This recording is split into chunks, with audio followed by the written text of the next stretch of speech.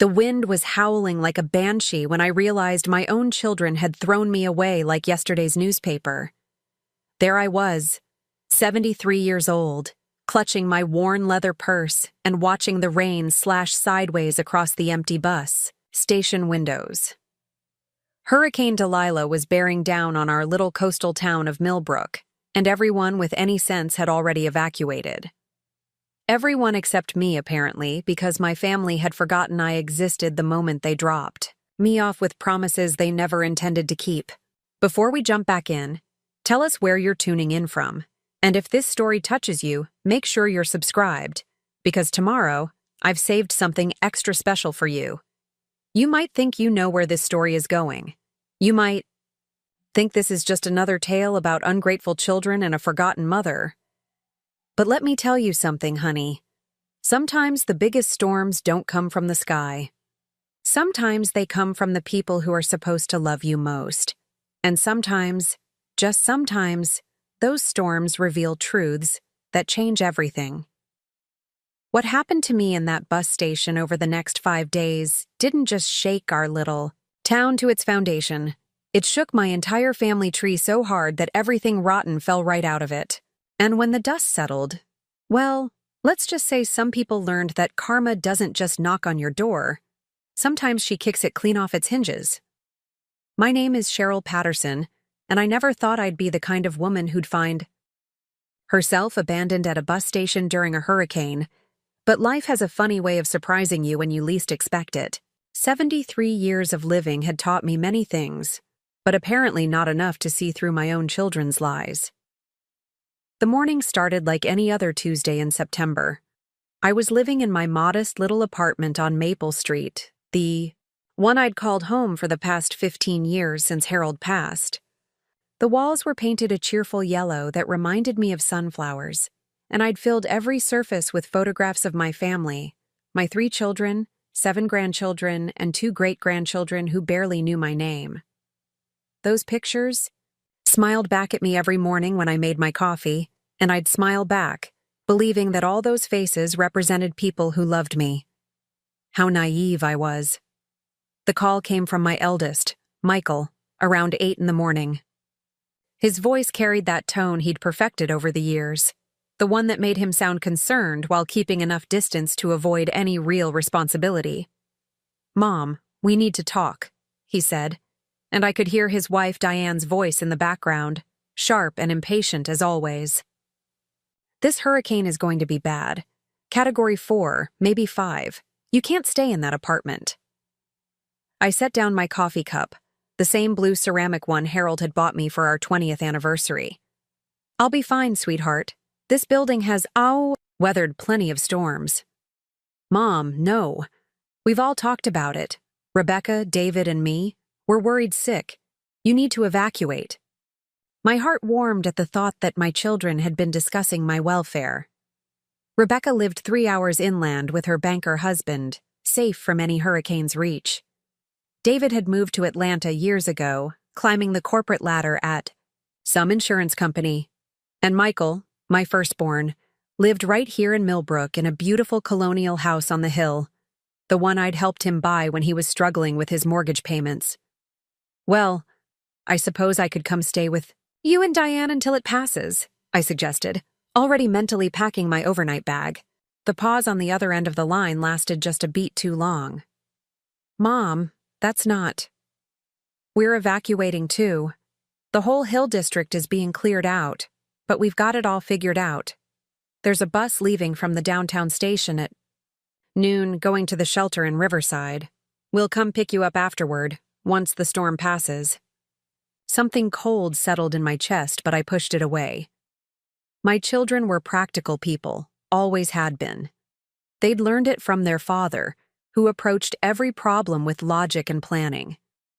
Of course, they'd think of the most efficient solution. A shelter? "Michael, I've never stayed in a shelter in my life." "Mom, it's just for a few days, maybe a week at most. It's the smart thing to do. We'll all meet up there, the whole family. It'll be like a reunion." The way he said it, bright and cheerful, made it sound almost appealing. I pictured myself surrounded by my children and grandchildren, all of us riding out the storm together, sharing stories and playing cards like we used to do during the power outages when they were small. Will you be there? At the shelter? Another pause. We'll figure it out, Mom. The important thing is getting you somewhere safe. I should have pressed him for details. I should have asked more questions. But at 73, I'd gotten into the habit of trusting my children's judgment, especially when they all seemed to agree on something. They were successful adults with good jobs and nice houses. Surely they knew what was best. Michael arrived at 11:30 with his youngest son, Tyler, who was 16 and spending more time looking at his phone than helping his grandmother, with her suitcase. I'd packed carefully, my medications, enough clothes for a week, some photographs, and my jewelry box. Not because the pieces were particularly valuable, but because each one held a memory. The ride to the bus station was quiet except for the radio weather updates. Hurricane Delilah had strengthened overnight and was now packing winds of 160 miles per hour. The storm surge was expected to be catastrophic. I watched the familiar streets of Millbrook flash by, noting how many businesses had already boarded up their windows and how few cars were left on the roads. "Are you sure you'll be safe on the hill?" I asked Michael as we pulled up to the station. "Don't worry about us, Mom. Just focus on staying safe yourself." The bus station was a small, tired-looking building that served more as a Greyhound stop than a proper transportation hub. Only a handful of people waited inside, most of them elderly like myself, clutching small bags and wearing expressions of worry mixed with resignation. The fluorescent lights buzzed overhead, casting everything in a harsh, institutional glow.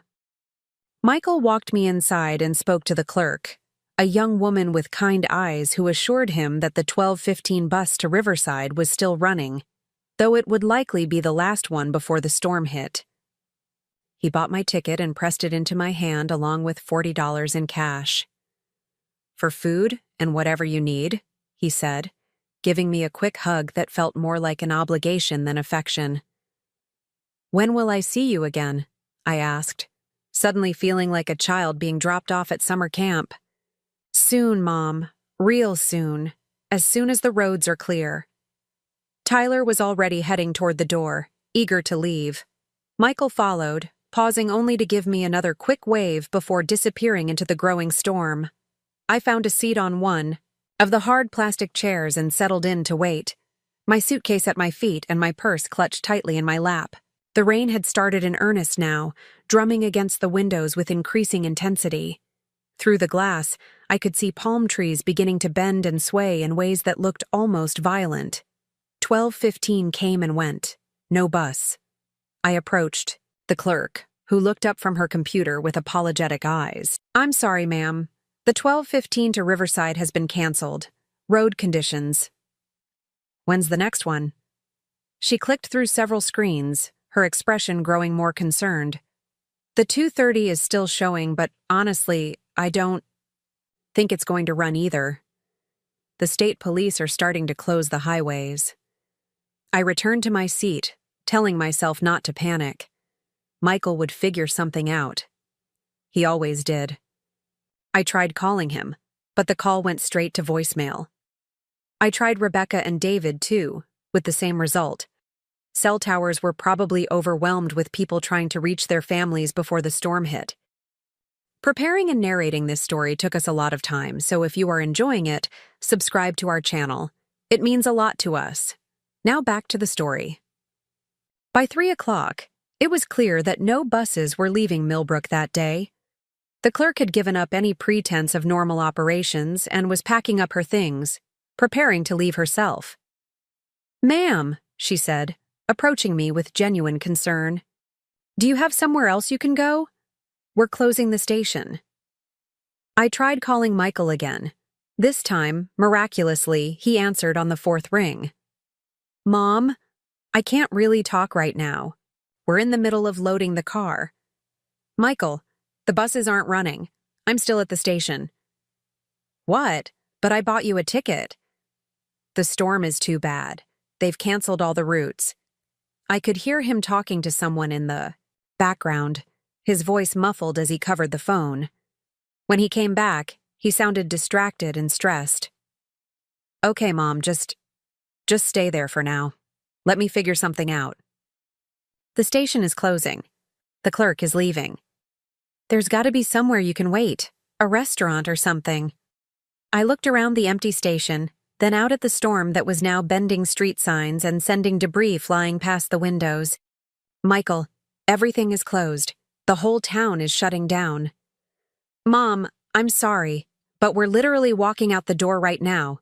Diane's parents are expecting us in Jacksonville, and if we don't leave now, we won't make it out before the worst of the storm hits. The words hit me like a physical blow. You're leaving? Without me? We thought you'd be on the bus by now. We thought you'd be safe. But I'm not on the bus. I'm here, and I have nowhere to go. The silence stretched so long I thought the call had dropped. When Michael spoke again, his voice carried an edge of irritation that cut through me like a knife. Mom, I don't know what you want me to do. We can't come back now. The roads are already getting dangerous. You're just going to have to find somewhere to ride it out. Michael, I'm 73 years old. I'm alone in a hurricane. This is your mother you're talking to. And you're a strong woman who's survived a lot worse than a storm. Look, I've got to go. Call Rebecca or David. Maybe one of them can help. The line went dead. I stared at my phone for a long moment, unable to process what had just happened. My eldest son, the one I'd rocked to sleep when he had nightmares, the one I'd sat up with during every fever and scraped knee, had just abandoned me in a hurricane because it was inconvenient to help. With shaking fingers, I dialed Rebecca's number. It rang and rang before going to voicemail. Same with David. I tried Michael again, but this time he didn't answer at all. The clerk approached me one more time, her expression a mixture of sympathy and helplessness. Ma'am, I really do have to lock up now. My supervisor is making everyone leave. I stood on unsteady legs, my suitcase feeling heavier than it had that morning. I understand, dear. Thank you for your kindness. She walked me to the door, her hand gentle on my arm. Is there someone coming for you? I looked out at the storm, at the empty streets and the debris already flying through the air, and realized that the answer was no. There was no one coming, for me. The people who were supposed to love me most had decided I wasn't worth the inconvenience. I'll be fine, I told her, though we both knew it was a lie. She locked the door behind me, and I found myself standing alone under the small overhang of the bus station, watching Hurricane Delilah tear apart the only town I'd ever called home. The wind was so strong now that I had to brace myself against the building to keep from being knocked over. Rain drove at me from every direction, soaking through my coat within minutes. I thought about Harold, about how he would have moved heaven and earth to keep me safe. He would have driven through the hurricane himself before he'd leave me stranded, like this. The difference between the man I'd married and the children I'd raised was suddenly crystal clear, and it broke something inside me that I wasn't sure could ever be repaired. A piece of roofing metal went flying past, close enough that I could feel the wind it displaced. I realized I couldn't stay outside much longer. The storm was intensifying by the minute, and I needed shelter. Real shelter, not just the shallow overhang of a closed building. I started walking, my suitcase wheels catching on every piece of debris the wind had scattered across the sidewalk.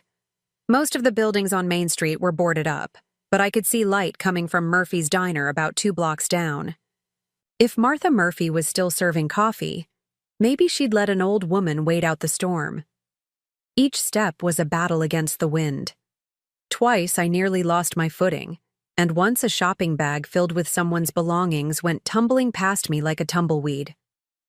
By the time I reached Murphy's, I was soaked to the skin and shivering uncontrollably. The diner was nearly empty except for 2 men at the counter and a family huddled in a corner booth.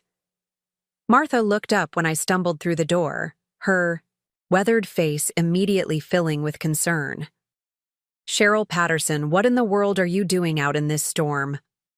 Martha and I had known each other for 20 years, ever since I'd started coming in for coffee after church on Sundays. She was a straight-talking woman who'd raised 5 children of her own and had opinions about everything from politics to pie crust. Right now, she looked at me like I'd lost my mind. I was supposed to catch a bus, I said, water dripping from my coat onto her clean floor, to the shelter in Riverside, but the buses stopped running. Honey, they stopped running hours ago. Didn't your family know that? I couldn't bring myself to tell her that my family knew exactly where I was and had chosen to leave anyway. Instead, I just nodded toward the corner. Mind if I sit for a while? I'll buy coffee. Martha waved me toward a booth and brought me a towel and a steaming cup without being asked. You can sit as long as you need to, but I'm closing in an hour. I've got to get home to my own family. I understood. Everyone had their own people to worry about. I was learning that the hard way. I tried calling my children again while I sat in that booth, listening to the storm get stronger outside. Michael's phone went straight to voicemail now. Rebecca's, too. David's number rang, but when someone finally answered, it was his wife, Patricia. Oh, Cheryl, David's not available right now. We're dealing with some flooding in the basement. Patricia, I need help. I'm stuck in Millbrook during the hurricane. The buses aren't running, and I don't have anywhere to go. That's terrible, sweetie, but we're 3 states away. There's nothing we can do from here. Can you try to reach Michael or Rebecca? Nobody's answering their phones. I'm sure they're just busy with their own evacuations.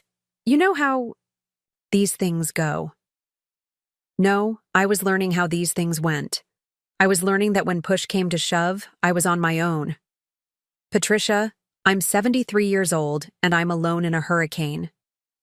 I'm sure you'll figure something out, Cheryl. You always do.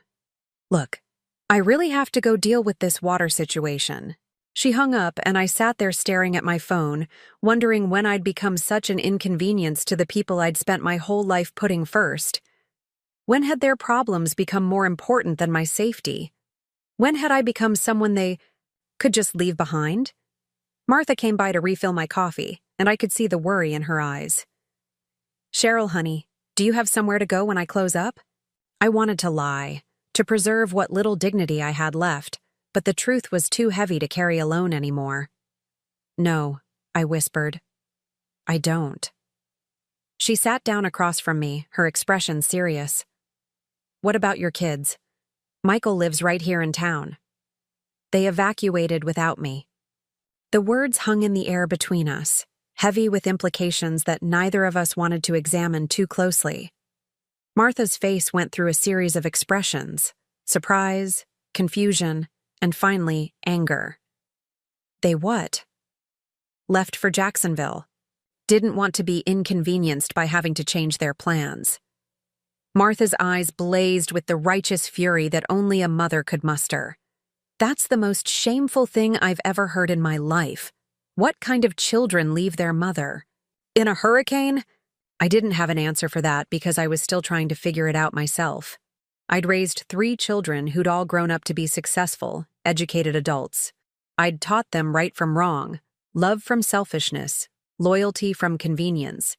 Apparently, I hadn't taught them well enough. The lights flickered as another gust of wind shook the building. Through the windows, I could see that the storm was reaching its full fury now. Street signs were bent at impossible angles. And what? Looked like someone's patio furniture was tumbling end over end down Main Street. Martha, I said quietly, I think I need to call the police. Ask if there's an emergency shelter still open. She reached across the table and squeezed my hand.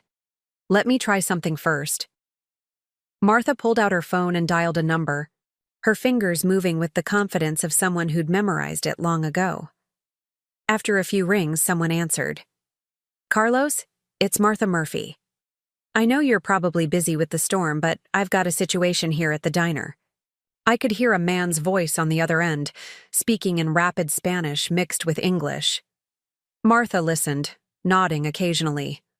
No, it's not structural damage. she said. It's Cheryl Patterson. You remember Mrs. Patterson from church? Her family dropped her off at the bus station for evacuation, but the buses stopped running, and they left town without her. More conversation in Spanish, the tone growing more animated. I know. It's unbelievable. Can you help? Martha listened for another moment, then smiled for the first time since I'd walked into her diner. You're an angel, Carlos. We'll be here. She hung up and turned to me with relief written all over her face. Carlos Mendoza is coming to get you. He owns the auto shop down on Commerce Street, and his family has a house about 5 miles inland. They're riding out the storm there.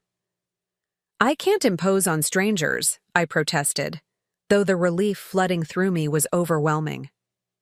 Honey, right now, strangers are treating you better than your own family.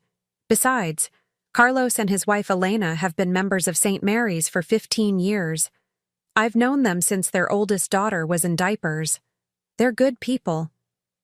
20 minutes later, a pickup truck pulled up in front of the diner, fighting against the wind.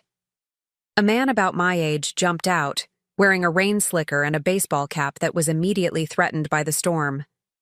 He jogged to the door, pushed it open against the wind, and stepped inside with a gust of rain. Carlos Mendoza was shorter than Harold had been, with graying hair and kind eyes behind wire-rimmed glasses. He looked at me sitting in the booth, with my suitcase, and shook his head with what I recognized as a father's disappointment. Mrs. Patterson, he said, his accent soft and warm. Martha told me what happened. This is no good at all. I don't want to be any trouble. I began, but he held up a hand. No trouble. My Elena, she would box my ears if I left you here. We have plenty of room, plenty of food. You come with us, ride out the storm like family. The word family hit me harder than it should have. Here was a man I barely knew, offering me what my own children had refused to give: basic human decency in a time of crisis.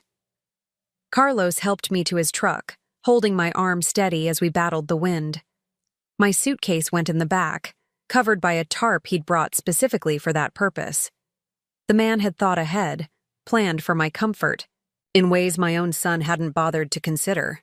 As we drove through the storm-battered streets of Millbrook, Carlos kept up a steady stream of conversation, telling me about his family, his business, his plans to wait out the hurricane. His voice was calm and reassuring, the voice of someone who wasn't going to abandon me the moment things got difficult. You know, he said as we turned onto a road I didn't recognize, Elena and we've been through 4 hurricanes in this house. Built in 1987, good and strong. You'll be safe with us. I found myself crying then, not from fear of the storm, but from gratitude that such kindness existed in the world. That morning, I'd believed my family loved me. By evening, I'd learned that strangers could show more compassion than the children I'd carried in my womb. The Mendoza house sat on a small rise surrounded by old oak trees that bent in the wind but held their ground. Warm light glowed from every window, and I could see figures moving inside, a family preparing to weather the storm together. Carlos helped me up the front steps and through the door, where I was immediately enveloped in the warmth of a home filled with love. Elena Mendoza, a woman about my age with silver-streaked hair and laugh lines around her eyes, rushed forward to embrace me like I was her own mother. Ay, pobrecita, she murmured, holding me tight. Don't you worry about anything now. You're safe. Their 3 adult children were there with their own families, sons and daughters and grandchildren who'd all come to ride out Hurricane Delilah together. They made room for me at their table, shared their food, and treated me like I belonged. There. As the storm raged outside, shaking the house and rattling the windows, I sat in that warm living room surrounded by people who'd known me for all of 2 hours and felt more loved than I had in years. The Mendoza grandchildren played board games on the floor while the adults talked quietly, sharing stories and reassurances. Elena brought me a cup of tea and sat beside me on the couch. Carlos told me about your family, she said quietly. I cannot understand this. How do children do such a thing? I didn't have an answer for her either, but sitting there in the safety of her home, I realized that maybe I didn't need one. Maybe some people were just capable of love and others weren't. Maybe it had nothing to do with blood or obligation and everything to do with character. The power went out around midnight, but the Mendoza family was prepared. They had candles and flashlights, battery-powered radios, and plenty of blankets. We all settled in for a long night, listening to the storm tear at the house while staying warm and safe inside. I lay on the couch Elena had made up for me with soft sheets and extra pillows, staring at the ceiling and thinking about the difference between the family I'd been born into and the family I'd been adopted into by strangers. The blood relatives who'd thrown me away versus the people who'd taken me in without question. Somewhere out there in the storm, Hurricane Delilah was reshaping the landscape of our town. But inside the Mendoza house, another kind of storm was reshaping my understanding of what family really meant. And I had a feeling that when the winds died down and the sun came up, nothing would ever look the same again. The last thing I remembered before falling asleep was the sound of Carlos and Elena's voices in the kitchen, speaking quietly in Spanish. I caught enough words to understand they were talking about me, about how wrong it was for a mother to be abandoned by her children. Their anger on my behalf was like a warm blanket, protecting me from the cold truth of my situation. Tomorrow would bring new revelations, new understanding of just how far my family had fallen from grace. But tonight, I was safe in the house, of strangers who'd proven themselves more worthy of the name family than the people who shared my DNA. Hurricane Delilah howled outside, tearing apart everything I'd thought I knew about love and loyalty. And in the morning, when the storm moved on, it would leave behind a landscape changed forever, including the landscape of my heart. I woke to the sound of gentle voices and the smell of fresh coffee, a stark contrast to the nightmare I'd lived through the day before. For a moment, I forgot where I was, reaching instinctively for Harold's side of the bed before reality crashed back over me like a cold wave. I wasn't in my sunny yellow apartment. I was on Elena Mendoza's couch, wrapped in blankets that smelled like lavender fabric softener, because my own children had left me to face Hurricane Delilah alone. The storm had passed during the night, leaving behind an eerie quiet that felt almost unnatural after hours of howling wind. Through the living room windows, I could see the damage Delilah had left in her wake. Tree branches littered the yard, and what looked like someone's garbage can had come to rest against the Mendoza's front porch.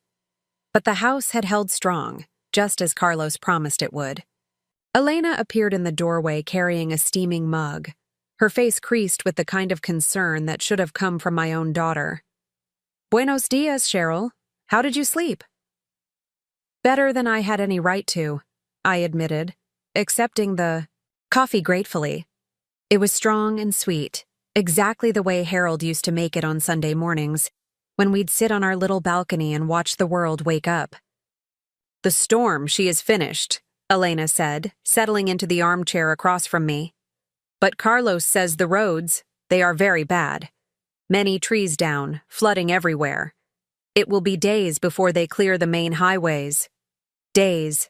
The word settled, heavy in my chest as I realized what it meant. Even if my children suddenly developed consciences and decided to come back for me, they couldn't.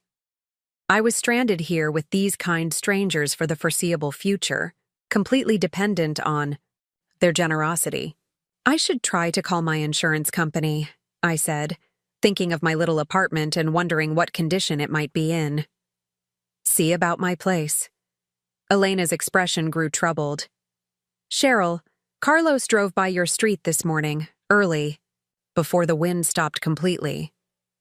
There is much damage there. Many buildings, they have lost their roofs." My heart sank as I pictured my cheerful yellow walls exposed to the elements, my photographs of smiling grandchildren soaked with rainwater. Everything I owned, Everything that connected me to the life I'd built with Harold might be gone. And for what? So my children could evacuate to Jacksonville without the inconvenience of bringing their mother along. But do not worry, Elena. Continued quickly, seeing the distress on my face. You stay here as long as you need. We have plenty of room, and honestly, it is nice to have another woman to talk to. These men, they think they know everything about hurricanes, but they never remember to stock enough toilet paper. Her gentle humor drew a smile from me despite everything. Here was a woman who'd taken in a stranger during a natural disaster and was somehow managing to make me feel like a welcome guest rather than a burden. The contrast to my own family's behavior was so stark, it made my chest ache. Carlos appeared, in the doorway, his hair still damp from a shower. Ladies, breakfast is ready. And Cheryl, I have news about the town. We gathered around the kitchen table, where the Mendoza family had laid out a feast that put my usual toast and coffee breakfast to shame. Fresh eggs from their neighbors' chickens, homemade tortillas, fruit salad, and bacon that smelled like heaven. Their adult children and grandchildren had already eaten and departed to check on their own properties, leaving the three of us to share the morning in comfortable quiet. "What's the news?" I asked, trying not to think about how long it had been since I'd shared a real breakfast with anyone. Carlos's expression grew serious as he buttered a tortilla. Downtown is very bad. The storm surge, it came further inland than anyone expected. Many businesses on Main Street, they are flooded. Murphy's Diner has 3 feet of water inside. My heart went out to Martha, who'd been so kind to me in my moment of need. Her little diner was her whole life, passed down from her father and the source of pride she'd carried for 30 years. "What about the residential areas?" I asked, though I wasn't sure I wanted to know. "Your neighborhood, it is not as bad as it could be. Some flooding, many trees down, but the buildings, most of them are still standing. But Cheryl," Carlos paused, his fork halfway to his mouth. "The Hill District where your son lives, they got hit very hard." "What do you mean, hit hard?" "Mudslides. All that rain on the steep slopes, it loosened the soil. Several houses, they slid right down the hill. Others have foundation damage. Big cracks. Not safe to live in." I set down, my coffee cup with shaking hands. Michael's beautiful colonial house, the one I'd helped him buy, was in the Hill District. Despite everything he'd done to me, he was still my son, and the thought of him losing his home filled me with complicated emotions. "Do you know which houses were affected?" Carlos shook his head. "The police, they are not letting anyone up there yet. Too dangerous. But I heard from my nephew who works for the fire department that Hilltop Drive got the worst of it." Hilltop Drive, Michael Street. I tried calling him immediately, but the call wouldn't go through. Cell service was still spotty throughout the area. Another reminder of how completely cut off I was from the people who were supposed to care about my welfare. "Try not to worry," Elena said, reaching across to pat my hand. "I am sure your family is safe. They evacuated, remember?" "Yes, they evacuated. They evacuated and left me behind, and now their fancy house on the hill might be sliding down into the valley." There was irony there, though I was too worried about their safety to fully appreciate it yet. After breakfast, Carlos offered to drive me to see my apartment. The roads were treacherous, littered with debris and standing water, but his pickup truck navigated the obstacles with the confidence of a vehicle that had seen many storms. As we drove through Millbrook, I got my first real look at what Hurricane Delilah had done to our little town. It was devastating. Entire sections of downtown were underwater, with boats that had broken free from the marina sitting in the middle of what used to be Commerce Street. The old courthouse, a building that had stood since 1923, was missing half its roof. Everywhere I looked, I saw the remnants of people's lives scattered by the wind. Children's toys, furniture, clothing, photographs that would never be the same even if their owners found them. My apartment building had fared better than I'd expected, though that wasn't saying much. The roof was mostly intact, but several windows had been blown out, and I could see water damage on the lower floors. My third-floor unit might have escaped the worst of it, but there was no power, no way to get inside to assess the real damage. It could be weeks before they restore utilities, Carlos said as we sat in his truck, staring up at the building. I'd called home for 15 years. Maybe months for some areas. Even if my apartment was livable, I couldn't stay there without electricity, without heat, without the basic necessities that made life bearable for a woman my age. I was truly homeless now, dependent on the kindness of people who'd known me for less than 24 hours. Carlos, I said quietly, I need to be honest with you about something. He turned to look at me, his expression patient and kind. I can pay you for letting me stay, for the food, for everything. I'm not as helpless as I might seem. His face darkened with something that looked like offense. Cheryl, you think we are taking you in for money? You think Elena cooks for you because we want to be paid? No, that's not what I meant. I don't want to be a burden. I have savings, investments. I can contribute. Carlos was quiet for a long moment, his hands resting on the steering wheel. When he spoke, his voice was gentle but firm. In my family, we do not charge money when someone needs help. This is not a hotel. This is not business. This is what people do for each other when the world goes crazy. I felt tears pricking at my eyes again, overwhelmed by the simple human decency that seemed to come so naturally to the Mendoza family. I'm not used to accepting charity. This is not charity. This is family. And you are family now, whether you like it or not. The word hit me like a physical blow, because it represented everything I'd thought I had, and everything I'd lost in the space of a single phone call. Family. The people who were supposed to show up when things got difficult, not run away to save themselves. We drove back to the Mendoza house in contemplative silence, past National Guard trucks and utility crews working to restore some semblance of normalcy to our battered town. The radio crackled with updates about the ongoing recovery effort, casualty, reports that thankfully remained low, and the massive economic impact the hurricane would have on our region. That last part caught my attention in a way it might not have before my abandonment. Economic impact, business losses, insurance claims, property damage. For the first time, I found myself wondering about my children's financial situation, not out of motherly concern, but out of something closer to curiosity. Michael worked in real estate development, a business that would be severely impacted by a disaster like this.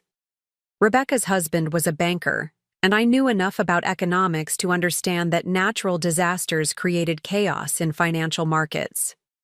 David's insurance company would be facing massive claims from hurricane damage. But these thoughts felt distant and abstract compared to the immediate reality of my situation. I was safe, fed, and cared for by people who owed me nothing. My children, wherever they were, had made their choices clear. That evening, the Mendoza family gathered again for dinner, their adult children returning with reports from around the region. The devastation was widespread, affecting not just our immediate area, but stretching inland for hundreds of miles. It would be the kind of disaster that reshapes communities, destroys some lives while revealing the true character of others. I helped Elena prepare the meal, grateful to have something useful to do with my hands. We worked together in comfortable rhythm, two women of a certain age who understood the therapeutic value of feeding people you care about. She told me stories about her children and grandchildren, about the hurricanes she'd weathered over the years, about the strength that comes from facing life's storms with people who love you. You know, she said, as we chopped vegetables for soup, Carlos and I, we were not born here. We came from El Salvador in 1981, during the Civil War. We had nothing but the clothes on our backs and two small children. That must have been terrifying, I said, thinking about the courage it took to start over in a foreign country. Yes, but also hopeful. Because we knew that in America, if you work hard and treat people right, you can build a good life. And we did.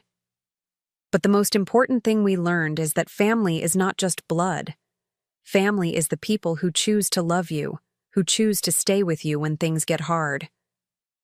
Her words settled deep in my chest, adding weight to thoughts I'd been trying to avoid. My blood family had chosen to leave me when things got inconvenient. This family had chosen to love me when I had nothing to offer but need. After dinner, we sat in the living room listening to the battery-powered radio, getting updates on the recovery effort.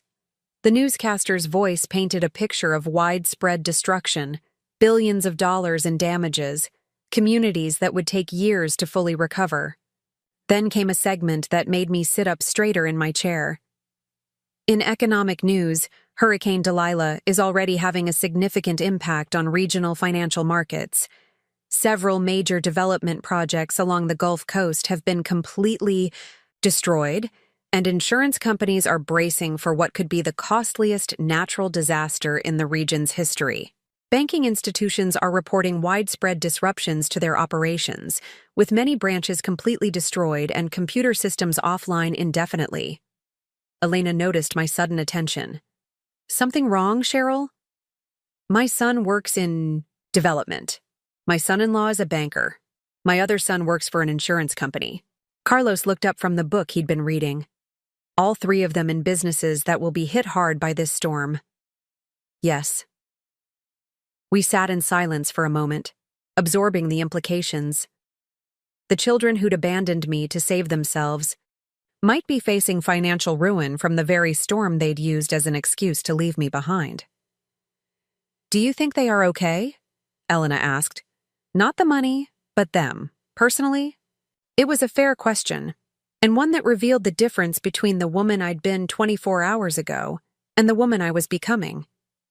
The old Cheryl would have been frantic with worry, calling everyone she knew to try to reach her children, consumed with maternal anxiety that overrode any other consideration. This new Cheryl felt something more complicated. Yes, I didn't want them to be hurt. They were still my children, still the babies I'd carried and raised and loved with everything in me.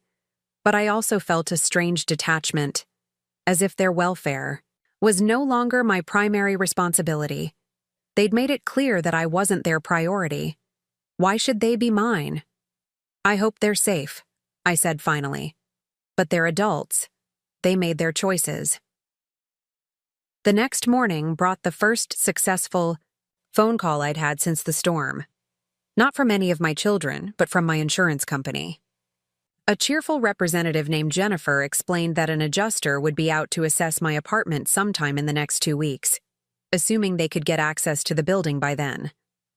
In the meantime, Mrs. Patterson, I hope you have somewhere safe to stay. Do you have family in the area? The question hung in the air like a challenge. Did I have family in the area? My children lived here, but they'd made it clear I wasn't their problem. The Mendoza family had taken me in, but we shared no blood, no legal obligation, no history beyond a single act of kindness. Yes, I heard myself say. I'm staying with family. Because that's what they were, I realized. That's what they'd chosen to be, and what I was choosing to accept. Family by choice rather than chance, bound together by love rather than biology. After I hung up, Elena announced that she was going into town to check on some elderly neighbors, members of their church who lived alone and might need help. You want to come? She asked. It might be good to get out, see how everyone is doing. I agreed, grateful for something constructive to do. We loaded Elena's car with supplies, canned goods, water, flashlights, batteries, and set out to check on people who might have been forgotten in the chaos of recovery. Our first stop was Mrs. Rodriguez, an 80-year-old widow whose small house sat near the river. The flooding had reached her front porch, but the structure was sound. We found her sweeping mud from her living room, her face set in the determined expression of someone who'd survived worse things than hurricanes. Elena, gracias a Dios, she called when she saw us. I was wondering when someone would come. How are you managing, Isabel? Do you have food, water? I have some canned soup, but the stove, it does not work without electricity. And the water? It tastes strange. We helped her clean up the worst of the mud, shared our supplies, and made sure she had enough to last several more days. As we worked, Mrs. Rodriguez told us about the night of the storm, how she'd huddled in her bedroom closet listening to the wind try to tear her house apart. I kept thinking about my Pedro, she said, referring to her husband who'd passed 5 years earlier. Wondering if he was watching over me, keeping the roof on the house. I'm sure he was, Elena said gently. But you know what I kept thinking about most? My daughter in Tampa. She has not called, not once since the storm. She knows I live alone, knows I am old and need help, but nothing. Not even a text message to see if I am alive. The three of us exchanged glances, recognizing a familiar story. Another elderly mother, another ungrateful child who couldn't be bothered to check on their parent after a disaster. Some children, Elena said carefully, they get so busy with their own lives they forget what is important. Forget, Mrs. Rodriguez spat. My daughter did not forget. She just does not care. Just like her brother, just like all of them. They come around when they need money, but when I need help, nothing. Her words hit close to home, too close for comfort. How many elderly parents were sitting in damaged houses right now, waiting for children who would never come? How many of us had spent years investing in relationships that turned out to be entirely one-sided? Our next stop was Mr. Peterson, a retired teacher who lived in a small apartment complex near downtown. The building had lost most of its roof, and Mr. Peterson was staying in a Red Cross shelter that had been set up in the high school gymnasium. We found him there, sitting on a cot surrounded by a few salvaged possessions, looking lost and defeated. Tom Peterson, Elena called out when she spotted him. How are you holding up? He looked up with eyes that seemed older than his 75 years. Elena, good to see you. I'm making do, I suppose. Not much choice. Have you heard from your son? The one in Atlanta? Mr. Peterson's expression darkened. Oh, I heard from him. He called yesterday to tell me he can't help. Says he's got his own problems, what with the economy and his mortgage and all. Suggested I apply for assistance. From FEMA. FEMA? Government help for disaster victims. Can you imagine? 75 years old? And my own son wants me to go begging to the government instead of helping his father himself. Elena and I exchanged another look. The pattern was becoming clear, and it wasn't unique to my situation. All around us, elderly parents were discovering that the children they'd raised and sacrificed for were unwilling to return the favor when it mattered most. We spent the rest of the day visiting more neighbors, and the stories were depressingly similar. Mrs. Chen, whose daughter in California was too busy to help. Mr. Williams, whose 3 sons had all found excuses why they couldn't take him in. Mrs. Thompson, whose daughter had actually hung up on her when she called asking for a place to stay. By the time we returned to the Mendoza house that evening, I was overwhelmed by the scope of abandonment we'd witnessed. It wasn't just me. It was an entire generation of parents learning that their adult children viewed them as inconveniences, rather than responsibilities. This is not normal, Elena said as we unloaded the car. When I was young, families took care of each other. Grandparents lived with their children, helped raise the grandchildren. Everyone had a place, a purpose. Things are different now, I said, though I wasn't sure if I was making an excuse or stating a fact. Different, yes, but not better. These children, they think money is more important than family. They think their comfort is more important than their parents' safety. That night, as I lay on the couch that had become my refuge, I thought about the elderly people we'd visited. All of them abandoned in different ways. All of them discovering that the relationships they'd thought were solid were actually built on convenience and obligation rather than genuine love. But I also thought about the Mendoza family, about Elena and Carlos and their children who'd all shown up during the storm without being asked, about how they'd taken in a stranger and made her feel like she belonged, about the difference between families that were connected by DNA and families that were connected by choice. My phone buzzed on the coffee table, startling me out of my thoughts. For a moment, my heart leaped, thinking one of my children might finally be calling to check on me. But the number was unfamiliar, and when I answered, it was a woman's voice I didn't recognize. "Mrs. Patterson, this is Sandra Mitchell from Channel 7 News. I'm calling because we're doing a story about Hurricane Delilah's impact on families, and your name came up as someone who might be willing to share their experience." "I'm sorry, how did you get my name?" "We've been interviewing people at various shelters and aid stations, and several people mentioned your situation, about how your family left you at the bus station during the evacuation." Heat flooded my cheeks as I realized that my abandonment had become public knowledge, something people were talking about around town. The shame was almost unbearable. "I don't think I'm interested in being on television," I said quickly. "Mrs. Patterson, I understand this is difficult, but your story is important. There are a lot of elderly people in similar situations, and bringing attention to the issue might help others." "Similar situations?" "Yes, we've documented dozens of cases just in our viewing area. Elderly parents abandoned by their adult children during the evacuation, left to fend for themselves during a Category 4 hurricane. It's become a significant story. Dozens of cases. I wasn't alone in this. I wasn't the only mother whose children had failed such a basic test of human decency." "I appreciate what you're trying to do," I told Sandra, "but I'm not ready to talk publicly about my family." "I understand, but Mrs. Patterson, if you change your mind, this story needs to be told. People need to know what's happening to our senior citizens when disaster strikes." After I hung up, I lay awake for a long time thinking about her words. This story needs to be told, as if my personal humiliation could serve some greater purpose, could somehow help other abandoned parents or shame other negligent children into doing better. But I wasn't ready for that level of exposure. I wasn't ready to become the poster child for family abandonment, to have my private pain dissected on the evening news. Some wounds were too fresh, too deep for public consumption. What I was ready for, though, was a new understanding of my place in the world. The Mendoza family had shown me what real love looked like, what genuine care and commitment meant.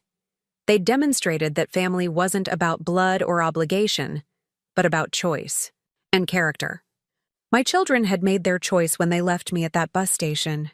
Now it was time for me to make mine. The next morning brought news that would change everything, though I didn't know it at the time. Carlos came in from his morning coffee, on the porch with an expression I couldn't quite read, somewhere between concern and something that looked almost like satisfaction. "Cheryl," he said carefully, "I just got off the phone with my nephew at the fire department. They finally got access to the Hill District yesterday." My stomach clenched, preparing for bad news about Michael's house. "Your son's street, Hilltop Drive, it is very bad. 3 houses completely destroyed by mudslides, several more condemned as unsafe. The whole area is going to be evacuated indefinitely." "Which houses?" I asked, though I dreaded the answer. I do not know specific addresses, but Miguel says, "The damage gets worse the higher up the hill you go. The expensive houses, the ones with the best views, they got hit the hardest." Michael's house was at the very top of Hilltop Drive, the most expensive property on the most exclusive street in Millbrook. If the damage got worse higher up, then his beautiful colonial with its panoramic view of the valley was likely gone. Part of me felt a stab of genuine sorrow for his loss. That house had been his pride and joy, the symbol of his success and achievement. But another part of me, a part I wasn't entirely proud of, felt something else entirely. Justice, maybe. Irony, certainly. The very storm that had revealed his complete lack of character had also destroyed the material symbol of everything he thought was more important than his mother's welfare. I should try to call him, I said, reaching for my phone. Carlos held up a hand. Wait, there is more. I looked at him, noting the strange expression on his face. Miguel also told me something interesting about the evacuation, about the people who left town before the storm. What about them? Many of them, they are not coming back. What do you mean? Carlos sat down across from me, his expression growing more serious. The damage is so bad, the recovery will take years. People with money, people with options, they are deciding to start over somewhere else. Safer places, places without hurricanes. The implications hit me slowly. If Michael and his family weren't coming back, if they were relocating permanently to Jacksonville or wherever they'd gone, then they truly had left me behind in every sense of the word. Have you heard anything specific about my son's family? No, but Miguel says the insurance companies, they are already refusing to pay full claims. Something about flood damage not being covered by regular homeowners' policies. People are losing everything and getting only a fraction back from insurance. I absorbed this information in silence, trying to process what it might mean for my children's financial situations. Michael's real estate business would be decimated in a town that might take a decade to rebuild. Rebecca's husband's bank would be dealing with massive loan defaults and property devaluations. David's insurance company would be hemorrhaging money on claims while fighting to minimize payouts. The children who had abandoned me to preserve their comfortable lives might be discovering that comfort was more fragile than they'd imagined. My phone rang, interrupting my thoughts. This time it was a number I recognized. Rebecca. I stared at the screen for several rings, debating whether to answer. Part of me wanted to ignore it, to let her experience the silence and uncertainty I'd lived with for days, but curiosity won out. Hello, Rebecca? Mom! Her voice was strained, higher pitched than usual. Thank God you're okay. I've been trying to reach you for days. The lie came so easily, so naturally, that it took my breath away. She hadn't been trying to reach me for days. If she had, she would have gotten through at some point, would have left voicemails, would have called the police to check on me. She was calling now for a reason that had nothing to do with maternal concern. I'm fine, I said simply. No thanks to any of you. There was a pause, and when Rebecca spoke again, her voice carried that tone she'd inherited from her father, the one that suggested I was being unreasonable. Mom, we explained this. We had to evacuate, and we thought you were safely on the bus to Riverside. How were we supposed to know the buses would stop running? You could have checked. You could have called. You could have come back when you realized I was stranded. The roads were closed, Mom. There was no way to get back into town. Another lie. The Mendoza family had stayed. Martha Murphy had stayed until the last possible moment. Plenty of people had found ways to help their loved ones without abandoning them entirely. What do you want, Rebecca? The bluntness of my question seemed to catch her off guard. In the old days, I would have danced around the issue, would have let her ease into whatever request she was preparing to make. But the old days were over, along with my willingness to make things comfortable for children who'd shown me no consideration. Mom, there's been some developments since the storm. Financial developments. Richard's bank, it's in serious trouble. The hurricane destroyed so many properties that a huge percentage of their loan portfolio is now worthless. They're talking about massive layoffs, maybe even closing some branches. I'm sorry to hear that, I said, and meant it. I didn't wish financial hardship on anyone, even a son-in-law who'd participated in my abandonment. The thing is, we might lose the house. Our house, I mean. Richard's income was tied to commissions and bonuses, and if the bank fails... She trailed off, waiting for me to fill in the blanks, to offer the help she couldn't quite bring herself, to ask for directly. The old Cheryl would have jumped in immediately, would have started calculating how much I could afford to give them, how quickly I could liquidate investments to help my daughter through her crisis. This Cheryl waited. Mom, are you there? I'm here. I know this is a lot to ask, especially with everything that's happened, but we were wondering, hoping, if maybe you could help us through this rough patch. Just temporarily until things stabilize. There it was, the real reason for the call. Not concern for my welfare, not guilt over abandoning me, not even a proper apology for their behavior. They needed money, and they thought I was stupid enough or desperate enough to give it to them. Help you how?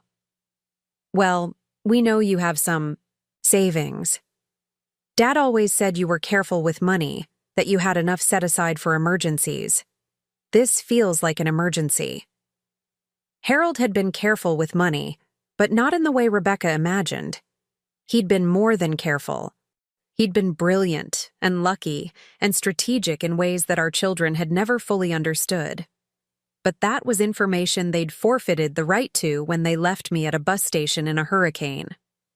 Rebecca, where are you now? We're still in Jacksonville, staying with Richard's sister.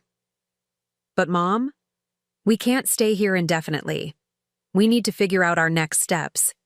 And that depends on whether we can count on family support. Family support. The phrase was so absurd I almost laughed out loud.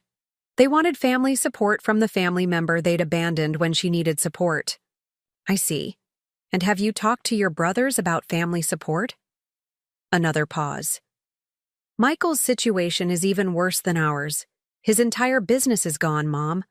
All those development projects he was working on, they're just gone.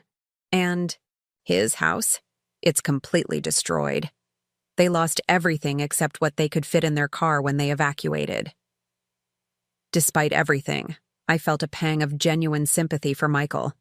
Losing everything you'd worked for was devastating, regardless of what kind of person you were.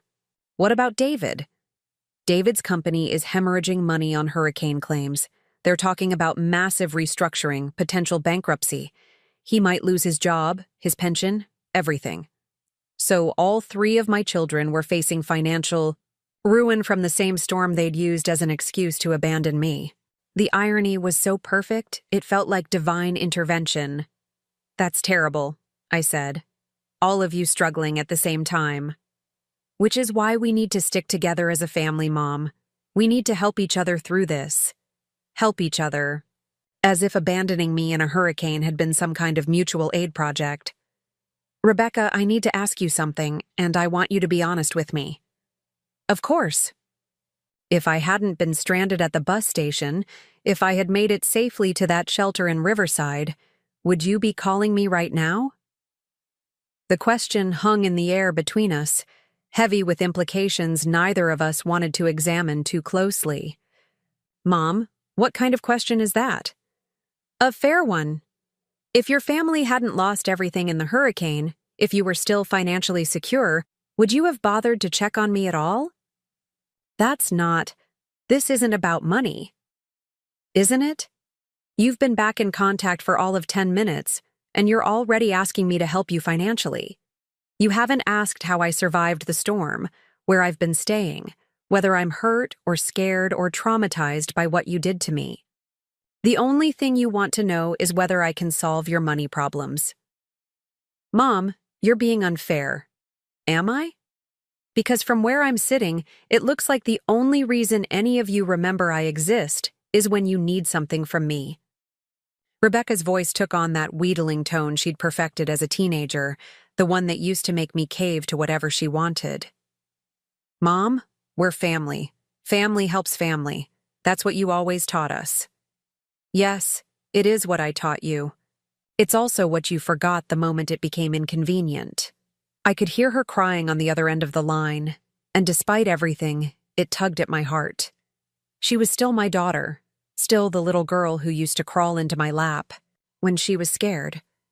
But she was also the woman who'd participated in leaving me to face a hurricane alone. Please, Mom, we don't have anywhere else to turn. You had somewhere to turn when you needed to evacuate. You had each other. You had Richard's family. You had options. I had nothing and no one, but somehow I survived. How? The question came out small and broken. How did you survive?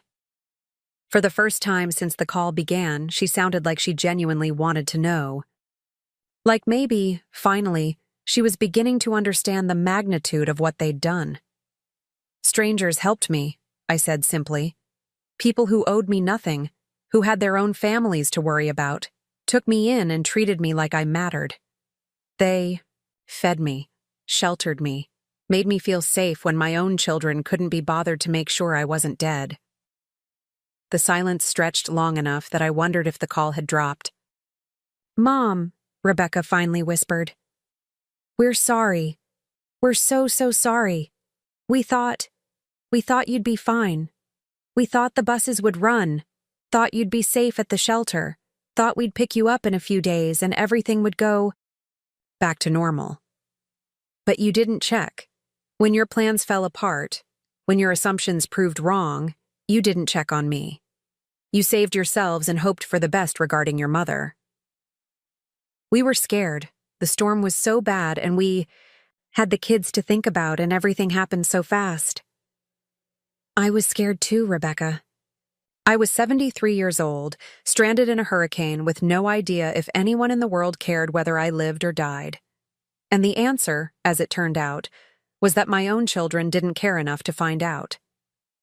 She was crying harder now, and part of me wanted to comfort her, to tell her it was okay, to fall back into the pattern of prioritizing her feelings over my own pain. But I couldn't do it anymore. The woman who would have done that was gone, washed away in Hurricane Delilah, along with everything else I'd thought I could count on. "What can we do?" she asked. "How can we make this right?" It was a good question, one I'd been asking myself since the storm passed. How do you repair trust that's been shattered so completely? How do you rebuild a relationship with people who've shown you that your welfare means less to them than their convenience? "I don't know if you can," I said honestly. "I don't know if I can forgive this, Rebecca. I don't know if I should. But we're family." "Family," I repeated, the word tasting bitter in my mouth. "You keep using that word, Rebecca, but I don't think you understand what it means anymore. Family doesn't abandon each other when the going gets tough. Family doesn't disappear when someone needs help. Family shows up." The line went quiet except for her muffled sobs. I could picture her in Richard's sister's house, probably sitting at their kitchen table while her children played in the next room, completely unaware that their grandmother had almost died because their parents couldn't be bothered to ensure her safety. "I have to go," I said finally. "Mom, wait. Please don't hang up. We need to figure this out. What we need to figure out is whether there's anything left to salvage between us, and I'm not sure there is." I was experiencing the kind of love and support I'd spent decades giving to my children, but had never received in return. "There's something else," Carlos said, his tone growing more serious. "Miguel called me today with some specific information about your son's property on Hilltop Drive." I braced myself for whatever was coming. The mudslide didn't just destroy the house. It also revealed some problems with the foundation that suggest the original construction was not up to code. There are going to be lawsuits, investigations. Your son might be personally liable for damages to neighboring properties. The hits just kept coming. Michael wasn't just losing his home and his business. He was potentially facing legal action that could leave him in debt for the rest of his life. How did Miguel learn all this? His girlfriend works for the city inspector's office. The whole Hill district is going to be a legal nightmare for years. Property owners, contractors, insurance companies, the city itself, everyone suing everyone else. I thought about Michael's beautiful house, the one I'd helped him buy when he was struggling with his mortgage payments 15 years ago. He'd been so proud of that house, so pleased with himself for climbing high enough up the social ladder to afford a place on Hilltop Drive. Now that symbol of his success was going to destroy his future. My phone buzzed with a text message. Michael. Himself this time, not Rebecca. Mom, we need to talk. It's urgent. I stared at the message for a long moment, then set the phone aside without responding. Whatever urgency had prompted him to reach out, it could wait. I was tired of jumping every time one of my children decided they needed something from me. Cheryl? Elena's voice was gentle. You seem troubled. Michael wants to talk, says it's urgent. Do you want to call him back? The question forced me to examine my own feelings more carefully. Did I want to talk to Michael? Did I want to hear whatever crisis had prompted him to remember I existed? Did I want to open myself up to more manipulation and emotional blackmail?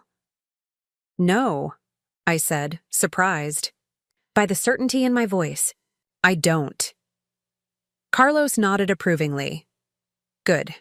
Let him wait. Let him wonder. Maybe it will give him time to think about how he treated you. The next morning brought more phone calls. David this time, then Rebecca again, then Michael twice more. Each call went to voicemail, and each voicemail grew more desperate. Rebecca. Mom, please call me back. I know you're angry, but we really need to talk. Richard lost his job yesterday, and we have nowhere to go. David. Mom, it's David. I'm calling about the Patricia situation. My company is being investigated for fraud in handling hurricane claims. I might need a lawyer. Please call me back. Michael. Mom, this is serious. I'm not calling to ask for money. Well, I am. But it's not what you think. I'm in real trouble here. Legal trouble. Please just call me back. I listened to each message with Elena sitting beside me, her presence a steady comfort as I processed the escalating desperation in my children's voices. They weren't just facing financial hardship anymore. They were facing complete ruin, legal consequences, the destruction of everything they'd built their adult lives on. And despite everything they'd done to me, despite the abandonment and the callousness and the years of taking me for granted, I felt something I hadn't expected. Not satisfaction exactly, but a kind of cosmic justice.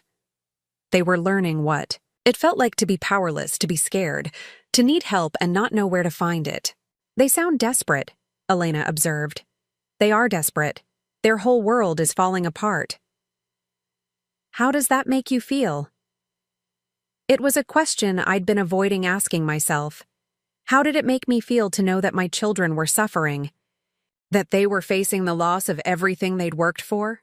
That they were scared and desperate and turning to me as their last hope? Sad, I said finally. But not responsible. Elena smiled. That is wisdom, Cheryl. You can feel sad for someone without feeling obligated to fix their problems. They made choices, I continued, working through my thoughts out loud. They chose to prioritize their comfort over my safety. They chose to abandon me when I needed them most. They chose to build their lives on things that could be taken away. Now they're living with the consequences of those choices. And what about you? What choices will you make now? That was the million-dollar question, wasn't it? My children were in crisis, and despite everything they'd done, they were still my children. The old Cheryl would have rushed to help them, would have liquidated savings and investments to bail them out, would have sacrificed her own security to provide them with theirs. But the old Cheryl had died in Hurricane Delilah, abandoned at a bus station by the people she'd spent her life serving. This new version of myself had different priorities, different boundaries, different understanding of what family relationships should look like. My phone rang again. This time it was a number I didn't recognize, but when I answered, it was Michael's voice. Mom, thank God. I've been trying to reach you for days. I know. I've been choosing not to answer. The bluntness of my response seemed to catch him off guard. Mom, we need to talk, in person if possible. Can I come see you? Come see me where, Michael? You left me stranded at a bus station, remember? You have no idea where I am or whether I'm safe. Jesus, Mom, I know we screwed up. I know we made terrible decisions, but I'm trying to make it right now. Are you? Or are you trying to get me to solve your problems? Another pause. When he spoke again, his voice was smaller, more vulnerable than I'd heard it in years. Both, probably. I need help, Mom. Real help. And I know I don't deserve it after what we did, but I don't have anywhere else to turn. What kind of help? Financial help, legal help. The house is gone, the business is gone, and now there are lawsuits. Diane's family won't help us anymore.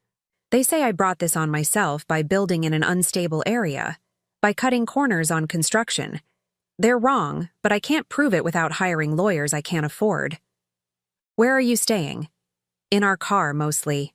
Sometimes in hotel. Rooms when we can afford them. The kids are staying with Diane's sister, but she says we can't. My grandson, Tyler, the 16-year-old who'd been so eager to escape my presence when Michael dropped me off, was now effectively homeless because his father had prioritized his own convenience over his mother's safety. I'm sorry to hear that, I said, and meant it. Whatever Michael had done to me, his children didn't deserve to suffer for his failures. Mom, I know you have money set aside. Dad always said you were smart about investments, that you had more than enough for retirement. I'm not asking for charity. I'm asking for a loan. Something to help us get back on our feet. Harold had indeed been smart about investments, smarter than any of our children had ever realized. But that was information I wasn't ready to share, especially not with a son who'd proven himself unworthy of my trust. Michael, let me ask you something. If none of this had happened, if the hurricane had never come, if your life was still perfect and mine was still small and manageable, would you be calling me right now? What do you mean? I mean, when was the last time you called me just to see how I was doing? When was the last time you invited me to dinner, or asked about my life, or showed any interest in me as a person, rather than as a source of babysitting or emergency funds? The silence stretched long enough that I knew he was really thinking about it, really examining our relationship from my perspective for perhaps the first time in his adult life. That's not fair, Mom. I've been busy building a business, raising kids, dealing with life. Too busy to check on your mother, too busy to include me in your family, too busy to make sure I was safe during a hurricane. But not too busy to ask for money when your carefully constructed life falls apart. Mom, please. I'm sorry. We're all sorry. We know we messed up, but this isn't about that anymore. This is about survival. No, Michael. This is exactly about that. This is about the fact that you only remember I exist when you need something from me. This is about the fact that you left me to die in a hurricane because it was inconvenient to help me. We didn't leave you to die. We thought you'd be safe at the shelter. You thought wrong, and when your assumptions proved incorrect, you didn't bother to check on me. You saved yourselves and hoped for the best regarding your mother. What do you want me to say? That I'm a terrible son? That I failed you? Fine, I admit it. I'm a terrible son who failed his mother when she needed me most. Is that what you want to hear? Actually, it was. For the first time in our conversation, Michael sounded like he understood the magnitude of what he'd done. He wasn't making excuses or deflecting blame. He was acknowledging the truth. It's a start, I said. So will you help us? I don't know yet. What do you mean, you don't know? I mean, I need time to think about it. Time to decide whether helping you is enabling your bad behavior or genuinely helping someone in need. Mom, we don't have time. The legal deadlines, the court dates, the bills that are due, everything is happening now. Then you should have thought about that before you abandoned me in a hurricane. I hung up before he could respond, my hands shaking slightly from the adrenaline of finally standing up to him. Elena appeared in the doorway, having obviously heard most of the conversation. How do you feel? She asked. Stronger, I said, surprised by the truth of it. I feel stronger. Good. You should feel strong. You are standing up for yourself for the first time. In years, maybe decades. That afternoon, I took a walk through the Mendoza's neighborhood with Sophia, who had appointed herself my guide to all the interesting sights within a few blocks of the house. She chattered constantly as we walked, pointing out her friends' houses, the good trees for climbing, the place where her cousin had crashed his bicycle and needed 3 stitches. Abuela Cheryl, she said as we sat on a bench at the small neighborhood park, why don't your children come to visit you? It was an innocent question, asked with the straightforward curiosity that only children possess, but it cut right to the heart of everything I'd been struggling with. It's complicated, sweetheart. Sometimes families have problems that are hard to fix. But if they love you, wouldn't they want to see you? Out of the mouths of babes again. This 8-year-old had identified the central issue in one simple question. If my children loved me, really loved me, wouldn't they want to see me? Wouldn't they have made time for me in their lives? Wouldn't they have prioritized my safety over their convenience? You would think so, I said carefully. My mama says love isn't just feeling something in your heart. Love is what you do, how you treat people. She says you can't just say you love someone, you have to show them. Sophia's mother was clearly a wise woman. Love was indeed what you did, how you treated people. And by that standard, my children's love for me had been found severely wanting. That evening, I made a decision that would have been unthinkable just a week earlier. I called my financial advisor.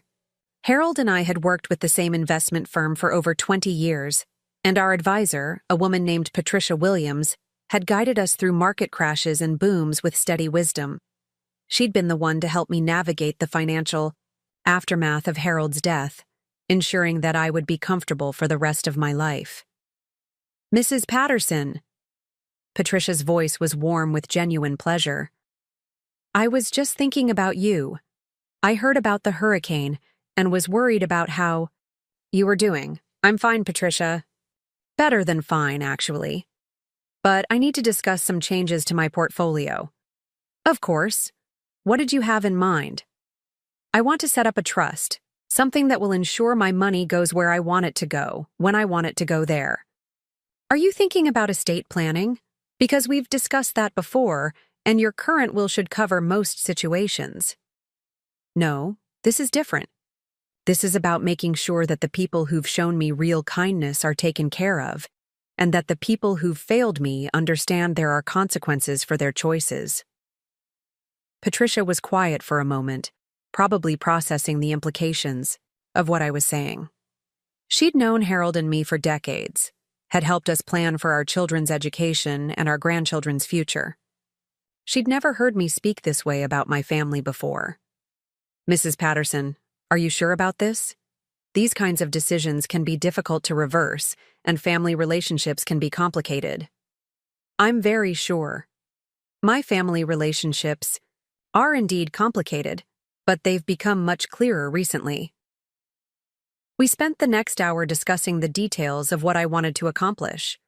Patricia was professional and thorough, asking all the right questions while carefully avoiding any judgment about my motivations. By the time we finished, I had a plan in place that would ensure my money went to people who deserved it rather than people who simply expected it. When I hung up, I felt lighter than I had in years. For decades, I'd carried the weight of responsibility for my children's happiness and success. I'd worried about their finances, their careers, their marriages, their problems.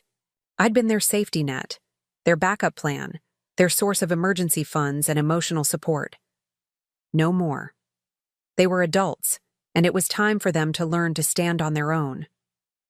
The money I'd accumulated over a lifetime of careful living would go to people who'd shown me what real family looked like, who'd demonstrated love through actions rather than just words. The next morning brought another round of desperate phone calls from my children. This time I answered Rebecca's call.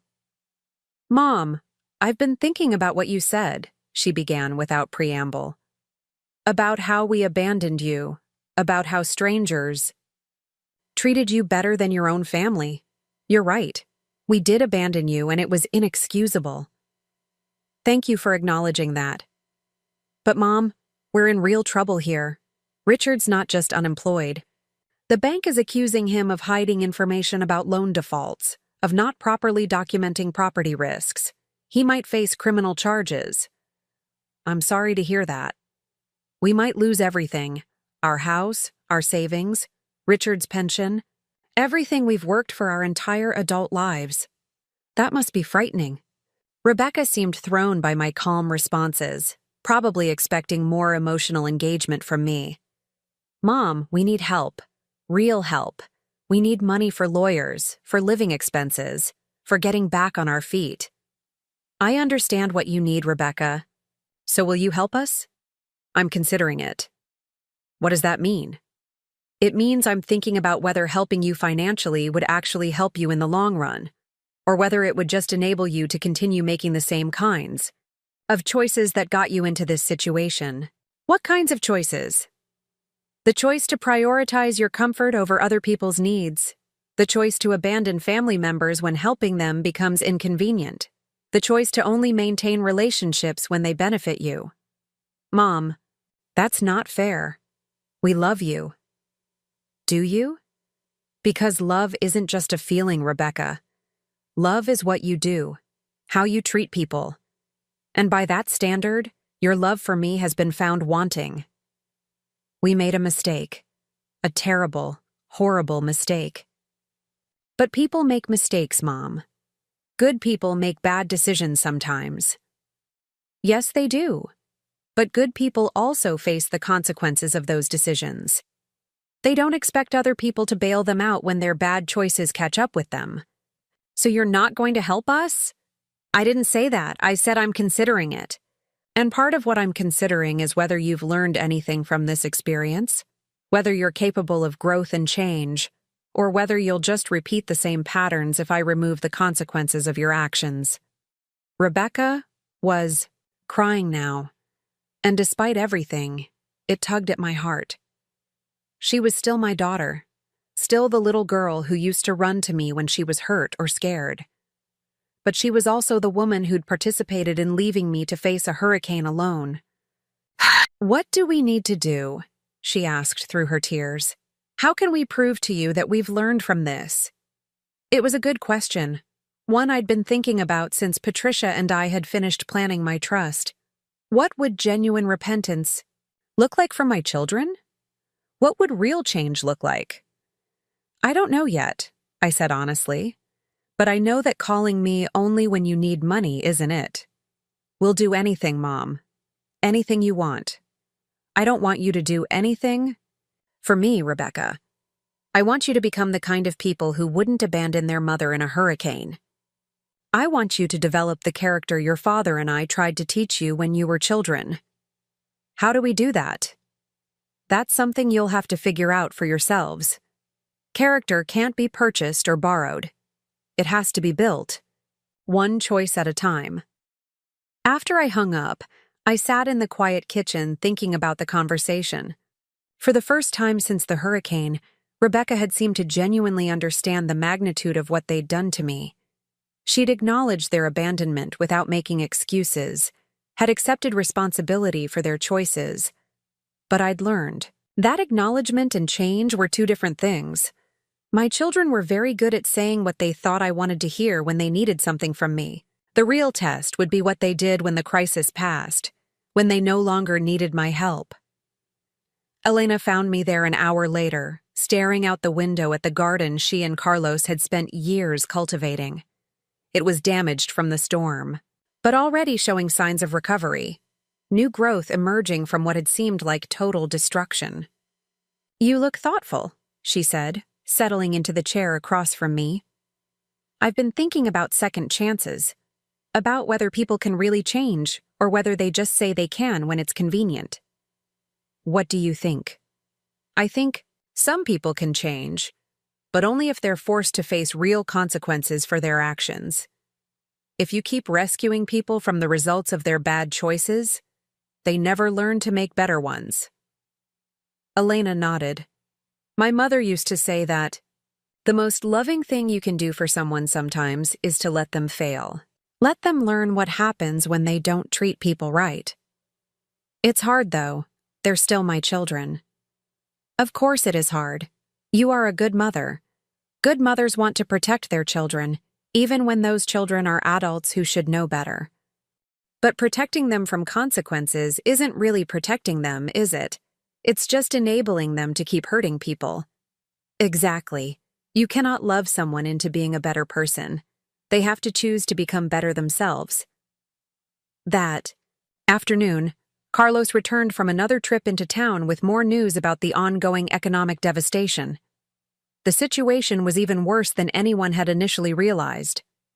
The hurricane hadn't just damaged buildings and infrastructure.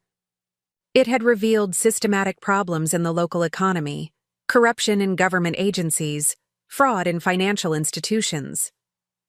Your son-in-law's bank, Carlos told me as we sat on the back porch. It was not just bad luck that got them in trouble.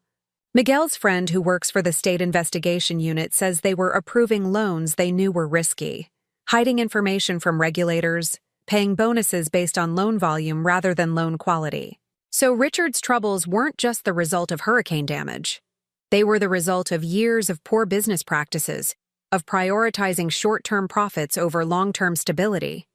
Rebecca and Richard had built their comfortable lifestyle on a foundation of sand, and now the tide was coming in. What about the insurance companies? Same story, denying legitimate claims while approving excessive executive compensation, taking premium money and investing it in risky ventures instead of keeping reserves for disasters like this one. David's company wasn't just failing because of hurricane claims. It was failing because of fundamental dishonesty in how they'd conducted business for years. And the development projects? Carlos shook his head grimly. Your son's company was the worst of all. Building in areas they knew were unstable, using substandard materials, bribing inspectors to overlook code violations. The hurricane just exposed what was already rotten. Michael's business hadn't been destroyed by an act of nature. It had been built on corruption and corner cutting, and the storm had simply revealed the truth about what he'd been doing for years. As I absorbed this information, I realized that my children's current crisis wasn't the result of bad luck or natural disaster. It was the inevitable consequence of years of making choices based on greed, convenience, and short-term thinking, rather than integrity, character, and long-term responsibility. They'd abandoned me during the hurricane for the same reason they were now facing financial and legal ruin. They'd consistently chosen the easy path over the right path, immediate gratification over lasting value, their own comfort over other people's welfare. The storm hadn't changed their character. It had revealed it. That evening, I made another phone call that would have been unthinkable just a week earlier. I called the local television station and asked to speak with Sandra Mitchell, the reporter who'd contacted me about doing a story on families affected by the hurricane. Mrs. Patterson? Sandra's voice was surprised, but pleased. I was hoping I'd hear from you again. Are you ready to share your story? Yes, I said. I think I am. Sandra Mitchell arrived at the Mendoza house the next morning with a small crew and an energy that immediately put me at ease. She was younger than I'd expected, probably in her early 30s, with intelligent eyes and a manner that suggested she genuinely cared about the stories she told, rather than just treating them as content to fill airtime. Mrs. Patterson, thank you so much for agreeing to this interview, she said as her cameraman set up equipment in Elena's living room. I know this can't be easy to talk about. It's not, I admitted. But I've realized that some stories need to be told, even when they're painful. We spent a few minutes going over what she wanted to cover, and I was impressed by her approach. She wasn't looking for sensational headlines or dramatic sound bites. She wanted to understand the broader pattern of what had happened during the hurricane, how many elderly people had been abandoned by their families, what it said about our society's treatment of aging parents. Before we start recording, Sandra said, I want you to know that several other families have come forward since I first called you. Your situation isn't unique, unfortunately. We've documented over 30 cases in our viewing area alone of elderly parents who were left behind during the evacuation. 30 cases. 30 other mothers and fathers who'd learned what I'd learned, that their children valued convenience more than their parents' lives. The number was staggering and heartbreaking. Are any of them willing to talk on camera? A few are, but many are still hoping their families will come back, still making excuses for what happened to them. You're one of the first to speak openly about what this kind of abandonment really means. When the camera started rolling, Sandra began, with gentle questions about my life before the hurricane, about my relationship with my children, about the morning they'd dropped me off at the bus station. I found myself speaking more honestly than I'd ever spoken to anyone outside the Mendoza family about what those relationships had really been like. Looking back now, Sandra asked, do you think there were warning signs that your children might abandon you during an emergency? It was a perceptive question, one that forced me to examine patterns I'd been ignoring for years. Yes, I said slowly. There were signs. They only called when they needed something. They rarely included me in family gatherings. When I did see them, I felt more like an obligation they were checking off a list than a person they genuinely wanted to spend time with. But you kept hoping things would change? I kept making excuses for them. I told myself they were busy, that adult children naturally become more independent, that I was being too needy or expecting too much. I convinced myself that their love was there even if they didn't show it very often. What changed your perspective? Being abandoned during a hurricane tends to clarify things, I said with a rueful smile. When your own children leave you to face a life-threatening storm alone, it becomes pretty clear what you actually mean to them. Sandra nodded sympathetically. Tell me about the family that took you in. This part was easier to talk about, filling me with warmth instead of pain. I told her about Carlos and Elena, about their kindness and generosity, about how they'd treated a stranger better than my own children had treated their mother. They showed me what real family looks like, I said. Family that shows up when you need them. That makes room at their table without being asked. That treats helping you as a privilege rather than a burden. Have your children tried to contact you since the storm? Oh, yes, I said, and couldn't help the bitter laugh that escaped. They've been very eager to contact me once their own situations became desperate. Sandra leaned forward slightly. What do you mean? All 3 of my children are now facing financial ruin because of the hurricane. The same storm that revealed their lack of character also destroyed their comfortable lives. Now, suddenly, they remember they have a mother, and they're very interested in whether I might be able to help them financially. How does that make you feel? Sad, I said honestly. Sad that it took a disaster for them to show me who they really are. Sad that they only think of me when they need something, but also clear about what needs to happen next. What's that? I looked directly into the camera, knowing that somewhere out there, other abandoned parents might be watching, might be struggling with the same questions I'd been wrestling with. I'm not going to enable their behavior anymore. I'm not going to rush to fix their problems or bail them out of the consequences of their own choices. They're adults, and it's time for them to learn what happens when you don't treat people right. Even though they're your children? Especially because they're my children. I raised them to be better than this. I taught them about kindness and responsibility and taking care of family. If I rescue them from the consequences of ignoring those lessons, I'm just teaching them that their actions don't matter, that someone else will always clean up their messes. After the interview, Sandra and I talked for another hour off camera.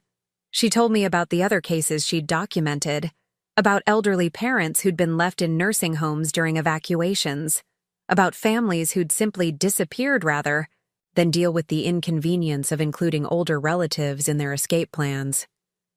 There's something happening in our society, Sandra said as her crew packed up their equipment. Adult children seem to view their aging parents as burdens, rather than family members deserving of care and respect. I think it's because we've raised a generation that's never had to face real consequences for their actions, I replied.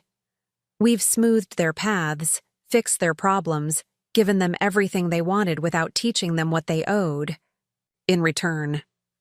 Do you think it's too late to change that pattern? Not if people start speaking up about it. Not if abandoned parents stop making excuses for inexcusable behavior. Not if we start expecting better from our adult children instead of just accepting whatever scraps of attention they're willing to give us. That afternoon, my phone began ringing almost immediately after the news segment aired during the lunch. Our broadcast. The first call was from Michael, and his voice was tight with barely controlled anger.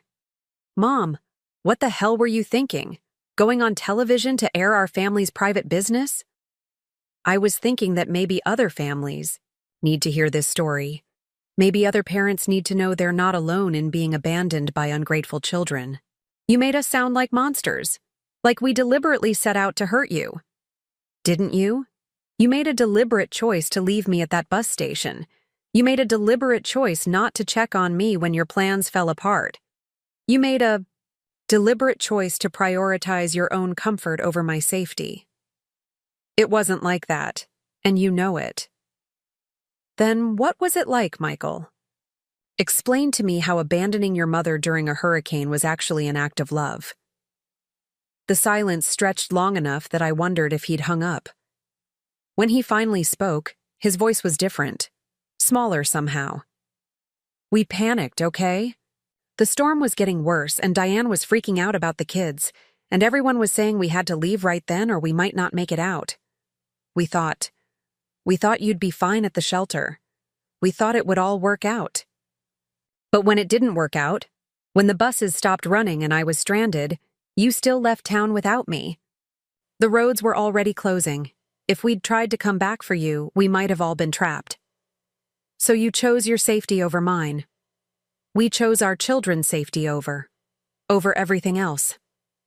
At least he was being honest now. They'd chosen their children's welfare over mine, their family's comfort over my survival. In their hierarchy of importance, I'd ranked below their convenience. I understand, I said. You made your choice. Now I'm making mine. What does that mean? It means I'm done pretending that your neglect is normal or acceptable.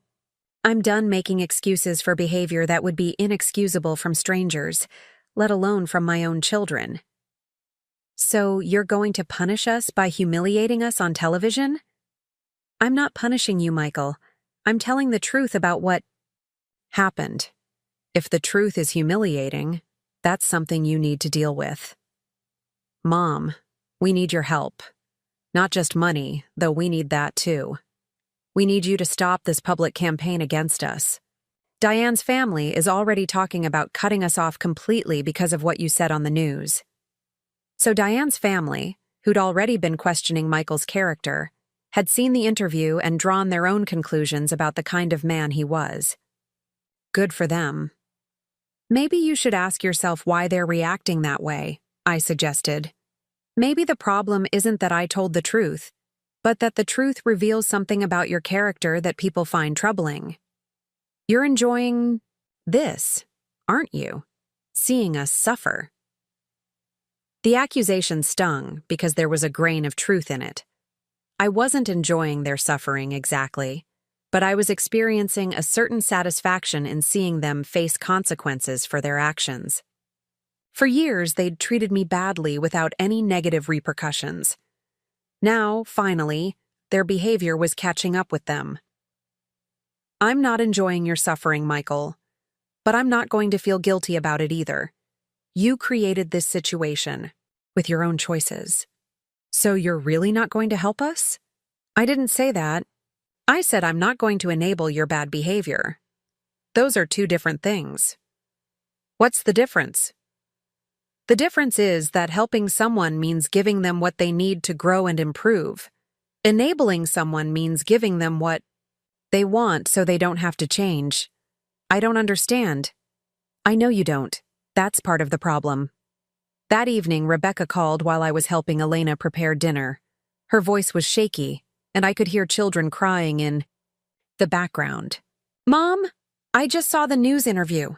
I can't believe you did that to us." "I didn't do anything to you, Rebecca. I told the truth about what you did to me. But now everyone knows. Everyone in town is talking about it. Richard's sister is furious with us. She's saying we can't stay here anymore, that she won't enable people who abandon their parents." So Richard's sister had also drawn the appropriate conclusions about Rebecca and Richard's character. It seemed like the truth was having exactly the effect it should have. "I'm sorry you're having to face consequences for your actions," said, though I wasn't sorry at all. "That must be difficult. Mom, please, we need you to call the television station. Tell them you were upset and said things you didn't mean. We need you to fix this." "Why would I do that?" "Because we're your children and we're in trouble. And that's what mothers do. They protect their children." "Is it? Is that what children do for their mothers? Because when I was in trouble, when I needed protection and help and basic human decency, where were you?" Rebecca was crying now, and despite everything, it affected me. She sounded lost and desperate and completely overwhelmed. But I'd learned to distinguish between feeling bad for someone and feeling responsible for fixing their problems. "We made a mistake," she sobbed. "A terrible, awful mistake.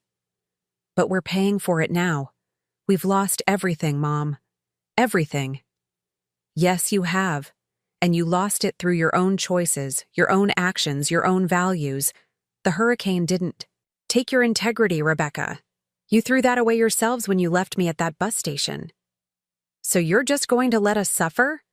You're going to let your grandchildren be homeless because you want to teach us a lesson?" The mention of my grandchildren hit home, as she'd known it would. Tyler and his younger sister hadn't chosen to abandon me. They were innocent victims of their parents' poor character and worse decisions. "Your children are suffering because of choices you and their fathers made," I said carefully.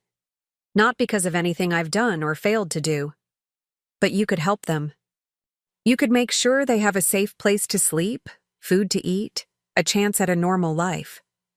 So could you, Rebecca. You could start making better choices. You could start treating people with kindness and respect. You could start building the kind of character that would make people want to help you. How do we do that? How do we prove to you that we've changed?" It was the same question she'd asked before, and I still didn't have a complete answer. But I was beginning to understand what real change would look like. You start by taking responsibility for your actions without making excuses. You acknowledge that what you did was wrong, not just a mistake or poor timing, but a fundamental failure of character.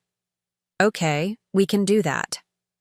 Then you demonstrate that acknowledgement through your behavior. You show me that you understand what family really means, what love really looks like, what responsibility really entails. How? That's something you'll have to figure out for yourselves. Character can't be coached or scripted. It has to come from inside you. After I hung up, Elena brought me a cup of tea and sat beside me on the couch where I'd been sleeping for over a week now. "That sounded difficult," she said. "It was. They're really struggling, and part of me wants to just write them a check and make their problems go away. But I know that wouldn't really help them. It would just teach them that they can treat people badly without facing real consequences." Elena nodded. "My mother used to say that the most loving thing you can do for someone who's making bad choices is to let them experience the full weight of those choices. It's hard, though, watching your children suffer, even when they've brought it on themselves." "Of course it is hard. You are a good mother. Good mothers want to protect their children. But sometimes protection means letting them learn difficult lessons rather than shielding them from consequences." The next morning brought more phone calls from reporters who'd seen Sandra's interview and wanted to follow up on the story. Apparently, my situation had struck a nerve, resonating with viewers who'd experienced similar abandonment or who were horrified by the idea that adult children could be so callous toward their aging parents. I agreed to talk with a few more journalists, each time emphasizing the same points. This wasn't just about my family. This was about a broader pattern of adult children viewing their parents as inconveniences rather than family members deserving of care and respect. This was about the need for elderly people to stop making excuses for inexcusable behavior and start demanding better treatment from their families. By afternoon, my phone was ringing constantly. Some calls were from other abandoned parents who wanted to share their stories. Others were from adult children who'd recognized themselves in my description and wanted to apologize to their own neglected parents. A few were from people who were angry with me for airing dirty laundry in public, but even those calls suggested that the story was having an impact. The call that surprised me most came from a lawyer named James Morrison, who specialized in elder law and family legal issues. "Mrs. Patterson, I saw your interview yesterday, and I wanted to reach out because what happened to you represents a growing problem in our society. Adult children are increasingly abandoning their responsibilities to aging parents, and there are legal remedies available that most people don't know about." "What kind of legal remedies?" "Well, for starters, most states have filial responsibility laws that make adult children legally liable for their parents' care under certain circumstances. If your children have the means to help you but refuse to do so, they could potentially be held financially responsible for your welfare." This was news to me. I'd always assumed that once children reached adulthood, parents had no legal recourse for neglect or abandonment. But more importantly, James continued, there are ways to structure your estate and financial planning that can protect you from exploitation while ensuring that your assets go to people who've actually earned them through their care and attention. I've already started working on that with my financial advisor. Good for you. Too many elderly people continue to enable bad behavior because they feel guilty about setting boundaries with their adult children. But you have every right to leave your money to people who've treated you with love and respect, rather than to people who've treated you as an obligation. We talked for another 20 minutes about various legal options and protections available to elderly people dealing with family abandonment. By the time we finished, I had a much clearer understanding of my rights and options. That afternoon, David finally called. He'd been the most distant of my 3 children even before the hurricane, and I'd wondered when he'd join his siblings in their campaign for financial assistance. "Mom, I saw the news interview," he said without preamble. "I want you to know that I think what Michael and Rebecca did was inexcusable."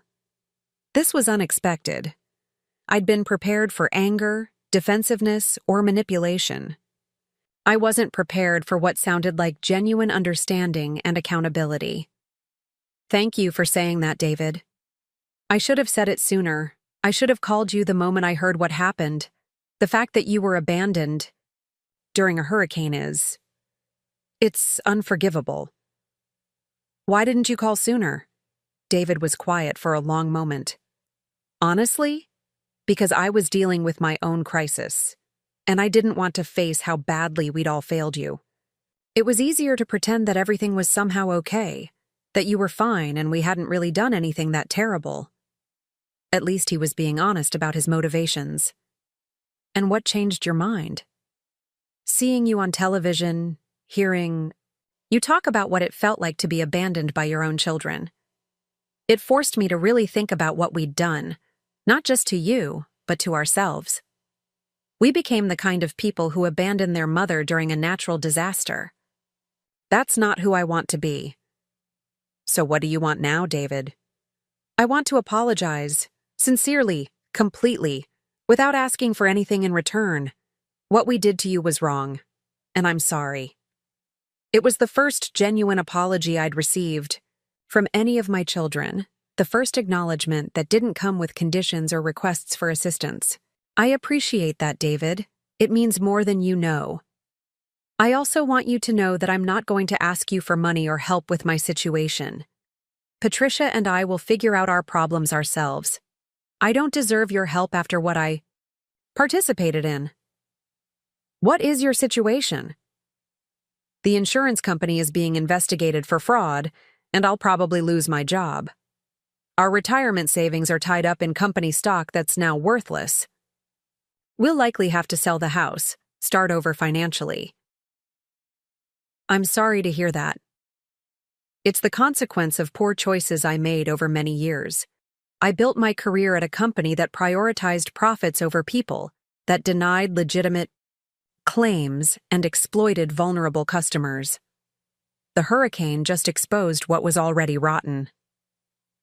David's understanding of his situation was more mature than anything I'd heard from Michael or Rebecca. He wasn't blaming the hurricane or bad luck, or unfair treatment. He was acknowledging that his current problems were the result of choices he'd made. What will you do now? Start over.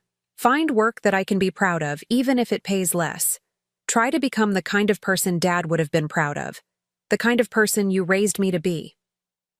And what about us? What about our relationship? I'd like to try to rebuild it, if you're willing. Not because I need anything from you, but because I miss having a relationship with my mother. I miss the woman who used to listen to my problems and give me advice and make me feel like I was loved no matter what. That woman is still here, David, but she's learned some hard lessons about boundaries and respect. I understand, and I'll accept whatever relationship you're willing to have with me. I don't expect forgiveness, and I don't expect things to go back to the way they were. I just hope that maybe, over time, we can build something new.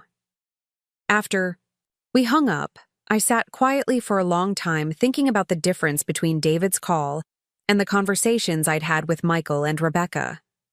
David hadn't asked for anything. He'd taken responsibility without making excuses. He'd acknowledged that he needed to change rather than expecting me to change my expectations. It was the first conversation with one of my children since the hurricane that had given me any hope for the future of our relationship. That evening, Elena and I were preparing dinner when Carlos came home with yet more news about the ongoing investigation into local businesses and government agencies. The corruption runs deeper than anyone imagined, he said as he washed his hands at the kitchen sink. The mayor, half the city council, the building inspector, 3 bank presidents, and dozens of business owners are all facing criminal charges. What kind of charges? Bribery, fraud, conspiracy, money laundering. They were all working together to approve developments that should never have been built, to hide environmental hazards, to falsify safety inspections. So the destruction caused by Hurricane Delilah wasn't just the result of natural forces. It was the result of systematic corruption that had put profits ahead of safety, that had built homes and businesses in areas that were known to be dangerous. What about the people who invested in those developments? The ones who lost their money? Carlos's expression grew grim. They will get nothing back. The money is gone, hidden in offshore accounts or spent on luxury items that cannot be recovered. People who trusted these companies with their life savings, they are completely ruined. Michael's investors, the people who'd entrusted him with their money for his development projects, had lost everything because he'd been part of a corrupt system that prioritized short-term profits over long-term stability. His business hadn't been destroyed by bad luck. It had been destroyed because it was built on lies and illegal activities. Will there be prosecutions? Oh, yes. The FBI, the state attorney general, everyone is involved now. This will be the biggest corruption scandal in the state's history. What about the business owners who were involved? What happens to them? Prison, most likely. And they will have to pay restitution to their victims, though there is not enough money left to compensate everyone who was harmed. So Michael wasn't just facing financial ruin, he was potentially facing criminal charges and prison time. His abandonment of me during the hurricane was the least of his problems now. That night, as I lay on Elena's couch listening to the sounds of a house settling around a family that actually cared about each other, I thought about the cosmic justice of what was happening to my children. The storm that had revealed their lack of character had also destroyed the corrupt systems they'd built their lives on. Michael's real estate business had been built on bribes and code violations. Rebecca's husband's bank had been built on fraudulent lending practices. David's insurance company had been built on denying legitimate claims while enriching executives. None of them had lost their comfortable lives to bad luck or natural disaster. They'd lost them because they'd chosen to build those lives on foundations of dishonesty, greed, and exploitation. The hurricane had simply exposed what was already rotten. Meanwhile, I was sleeping safely in the home of people who'd built their lives on honesty, hard work, and genuine care for others. The Mendoza family had weathered the storm because their foundation was solid, because their relationships were real, because their values were strong enough to withstand any external pressure. The contrast couldn't have been clearer. Character mattered. Integrity mattered. The way you treated people mattered. And eventually, inevitably, those things determined not just what kind of person you were, but what kind of life you were able to build and maintain. My phone buzzed with a text message from Michael. "Mom, please call me. It's urgent. The FBI wants to talk to me tomorrow." I read the message twice, then deleted it without responding. Michael was finally facing the consequences of years of corrupt business practices, and he wanted me to rescue him from that reality. But rescuing him would just enable him to continue making the same kinds of choices that had led him to this point. Some lessons could only be learned the hard way. Some consequences couldn't be avoided or minimized. Some people needed to lose everything they'd built on lies before they could start building something real and lasting on truth. I turned off my phone and settled deeper into the blankets Elena had given me. Tomorrow would bring more desperate calls from my children, more attempts to manipulate me into fixing problems they'd created for themselves. But tonight, I was safe and warm in the home of people who'd chosen to love me, and that was enough. The storm had passed, but the reckoning was just beginning. And for the first time in years, I was exactly where I needed to be, with exactly the people who deserved my care and attention. The family I'd been born into had failed me, but the family I'd chosen was teaching me what love really looked like. It had taken a hurricane to show me the difference, but I was finally learning that blood didn't make family. Choice did. Character did.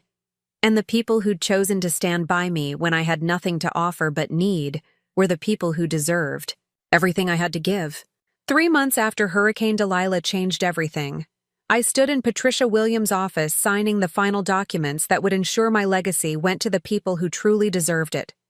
The trust was ironclad, carefully structured to protect both my interests and those of the Mendoza family who had shown me what genuine love looked like.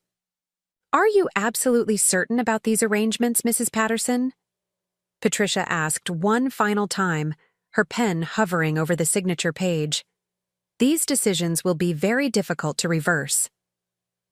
I looked out her office window at the town that was slowly rebuilding itself, at the construction crews working to repair what the storm had damaged. Some buildings were being restored exactly as they'd been before. Others were being rebuilt stronger, with better foundations and materials that could withstand future storms. "I'm completely certain," I said, taking the pen from her hand. "I've learned the difference between enabling bad behavior and genuinely helping people I love." The trust I was establishing would provide handsomely for Elena and Carlos Mendoza, ensuring they could retire comfortably and that their children and grandchildren would have educational opportunities they might not otherwise afford. Sophia would have her college tuition paid for, along with veterinary school if she still wanted to pursue her dream of helping animals. There were provisions for other members of their extended family, for the church community that had embraced me, for several charities that helped elderly people in crisis situations. People who had shown kindness without expecting anything in return would be rewarded for their generosity. My biological children were not entirely excluded, but their inheritance was conditional. They would receive modest amounts only after demonstrating genuine change in their character and behavior over a period of years. The bulk of my estate would go to people who had earned it through their actions rather than their DNA. The legal language is very clear, Patricia explained as I signed each page. Your children cannot contest this arrangement successfully. You've been thoroughly evaluated by medical professionals. You've demonstrated complete mental competency, and you've had independent legal counsel review everything multiple times. I'd insisted on those safeguards because I knew Michael, Rebecca, and David would likely challenge the trust once they discovered its contents. They would claim I was mentally incompetent, emotionally manipulated, or unduly influenced by the Mendoza family. They would hire lawyers and fight for money they felt entitled to simply because they shared my blood. But blood alone didn't create entitlement. Character did. Actions did. Love demonstrated through behavior rather than just words did.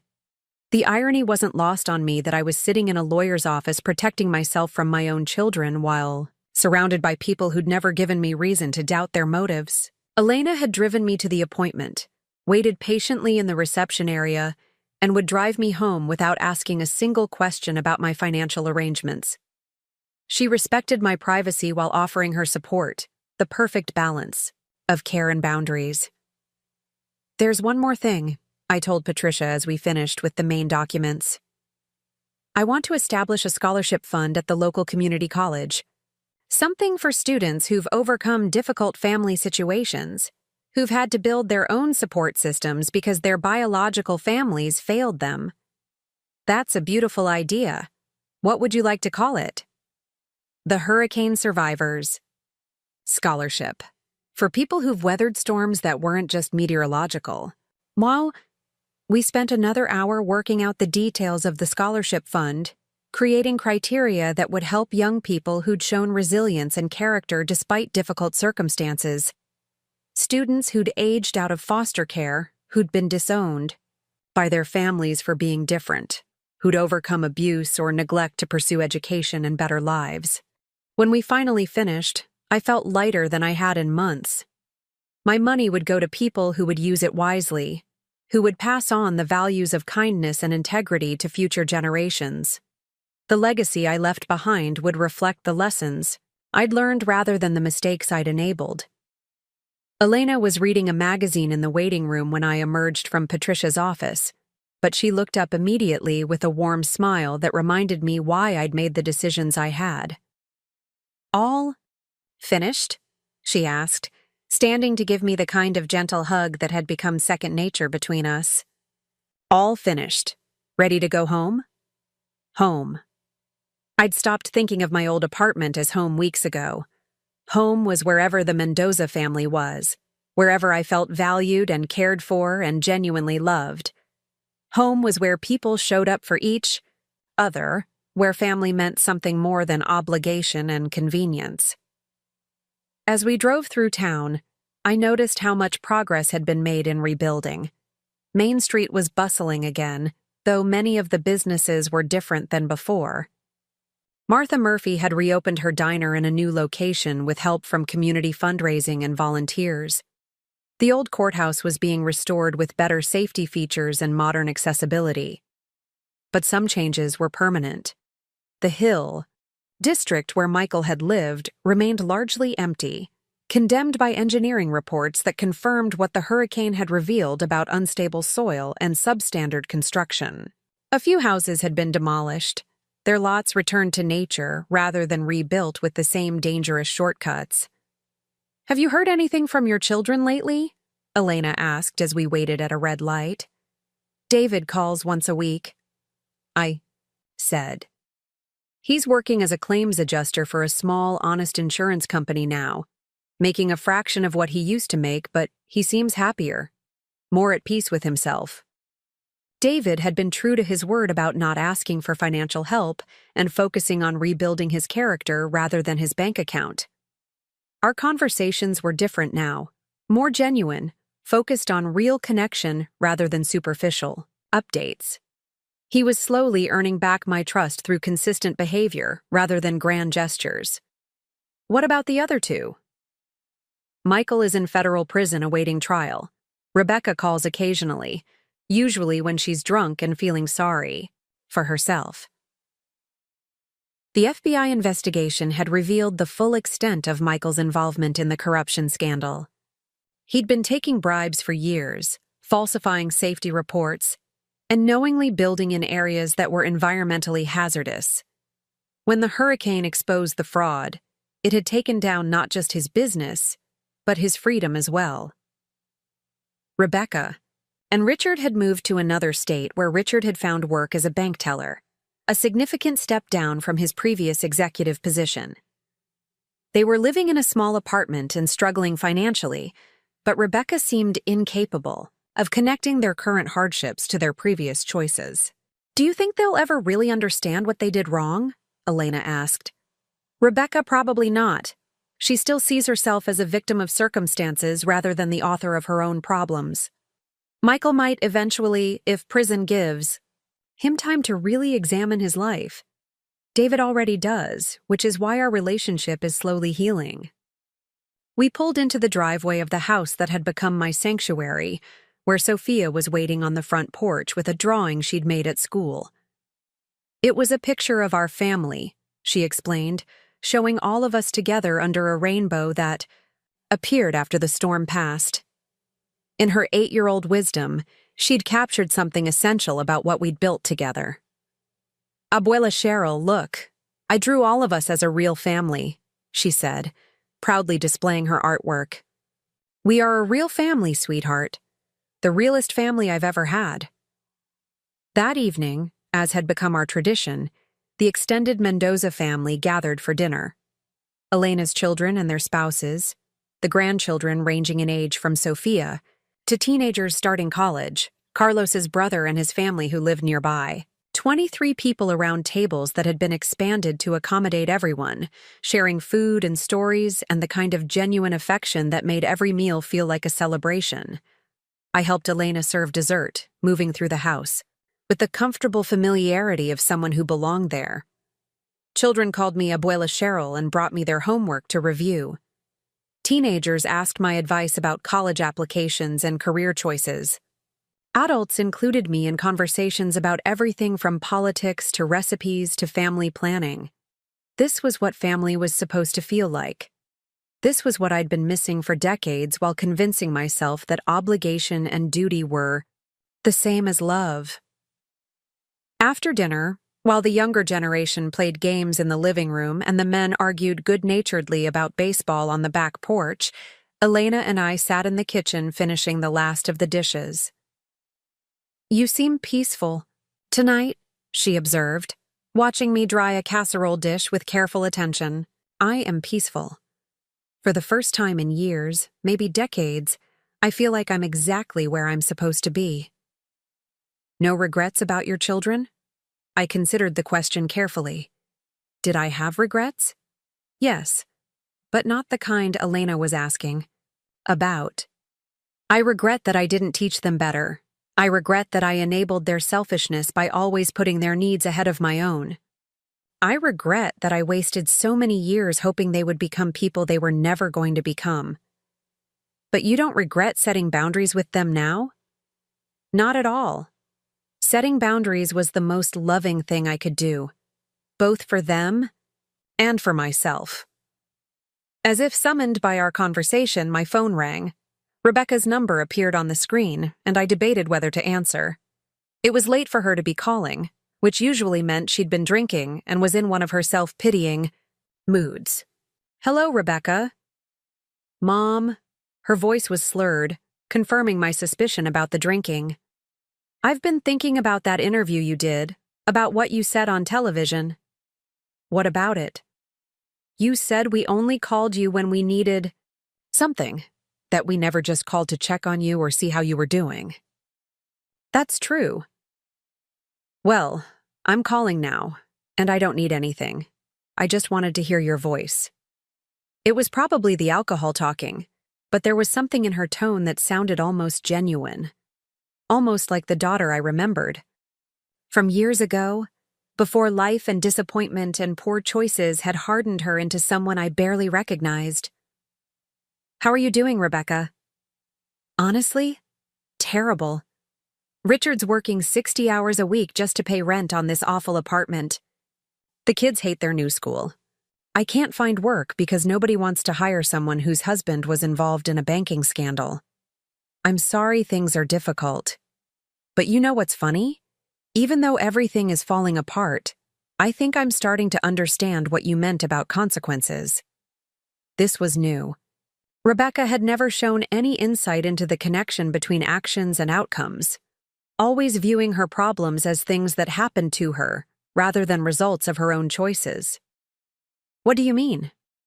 I mean, we're poor now because Richard spent years taking money from people who couldn't afford to lose it.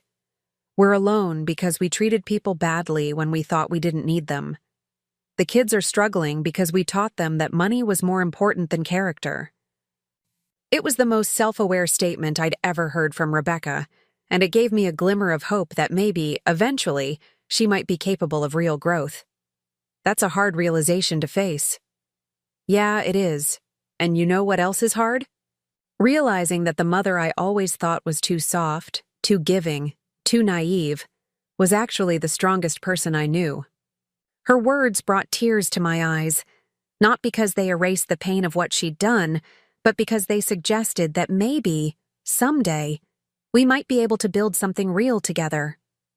I love you, Rebecca. I've always loved you. But love doesn't mean accepting bad treatment or enabling destructive behavior. I'm starting to understand that. It's going to take me a while to become the kind of person who deserves your love, but I want to try. Then try. Not for me, but for yourself. Not to get something from me, but to become someone you can be proud of. After we hung up, I sat quietly in Elena's kitchen thinking about the conversation. It would be easy to get my hopes up, to believe that Rebecca was finally ready to change. But I'd learned to judge people by their actions over time, rather than their words in moments of crisis. Still, it was progress. The first time she'd called without asking for money, the first time she'd acknowledged her own role in creating her problems, the first time she'd seemed to understand that change had to come from within rather than from external rescue. Over the following weeks, Rebecca did continue calling regularly, just to talk.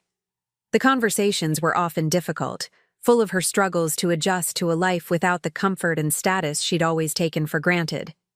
But she stopped asking for money, stopped expecting me to fix her problems, and started taking responsibility for the choices that had led to her current situation.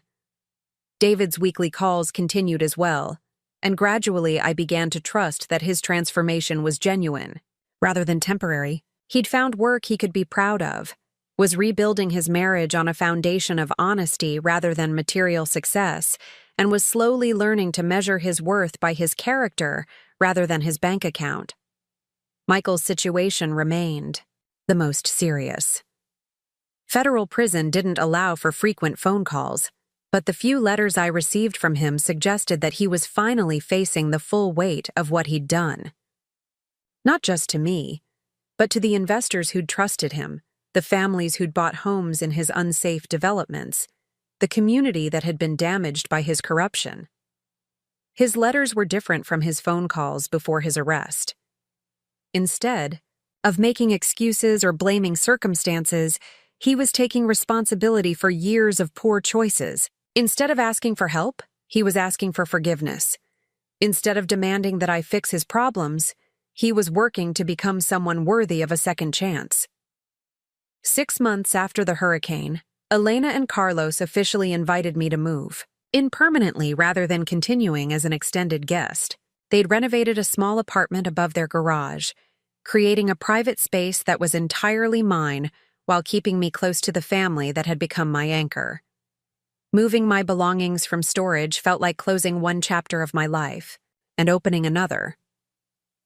Most of my furniture and personal items had been damaged in the hurricane and subsequent flooding of my old apartment building. But the photographs that had survived told a different story now.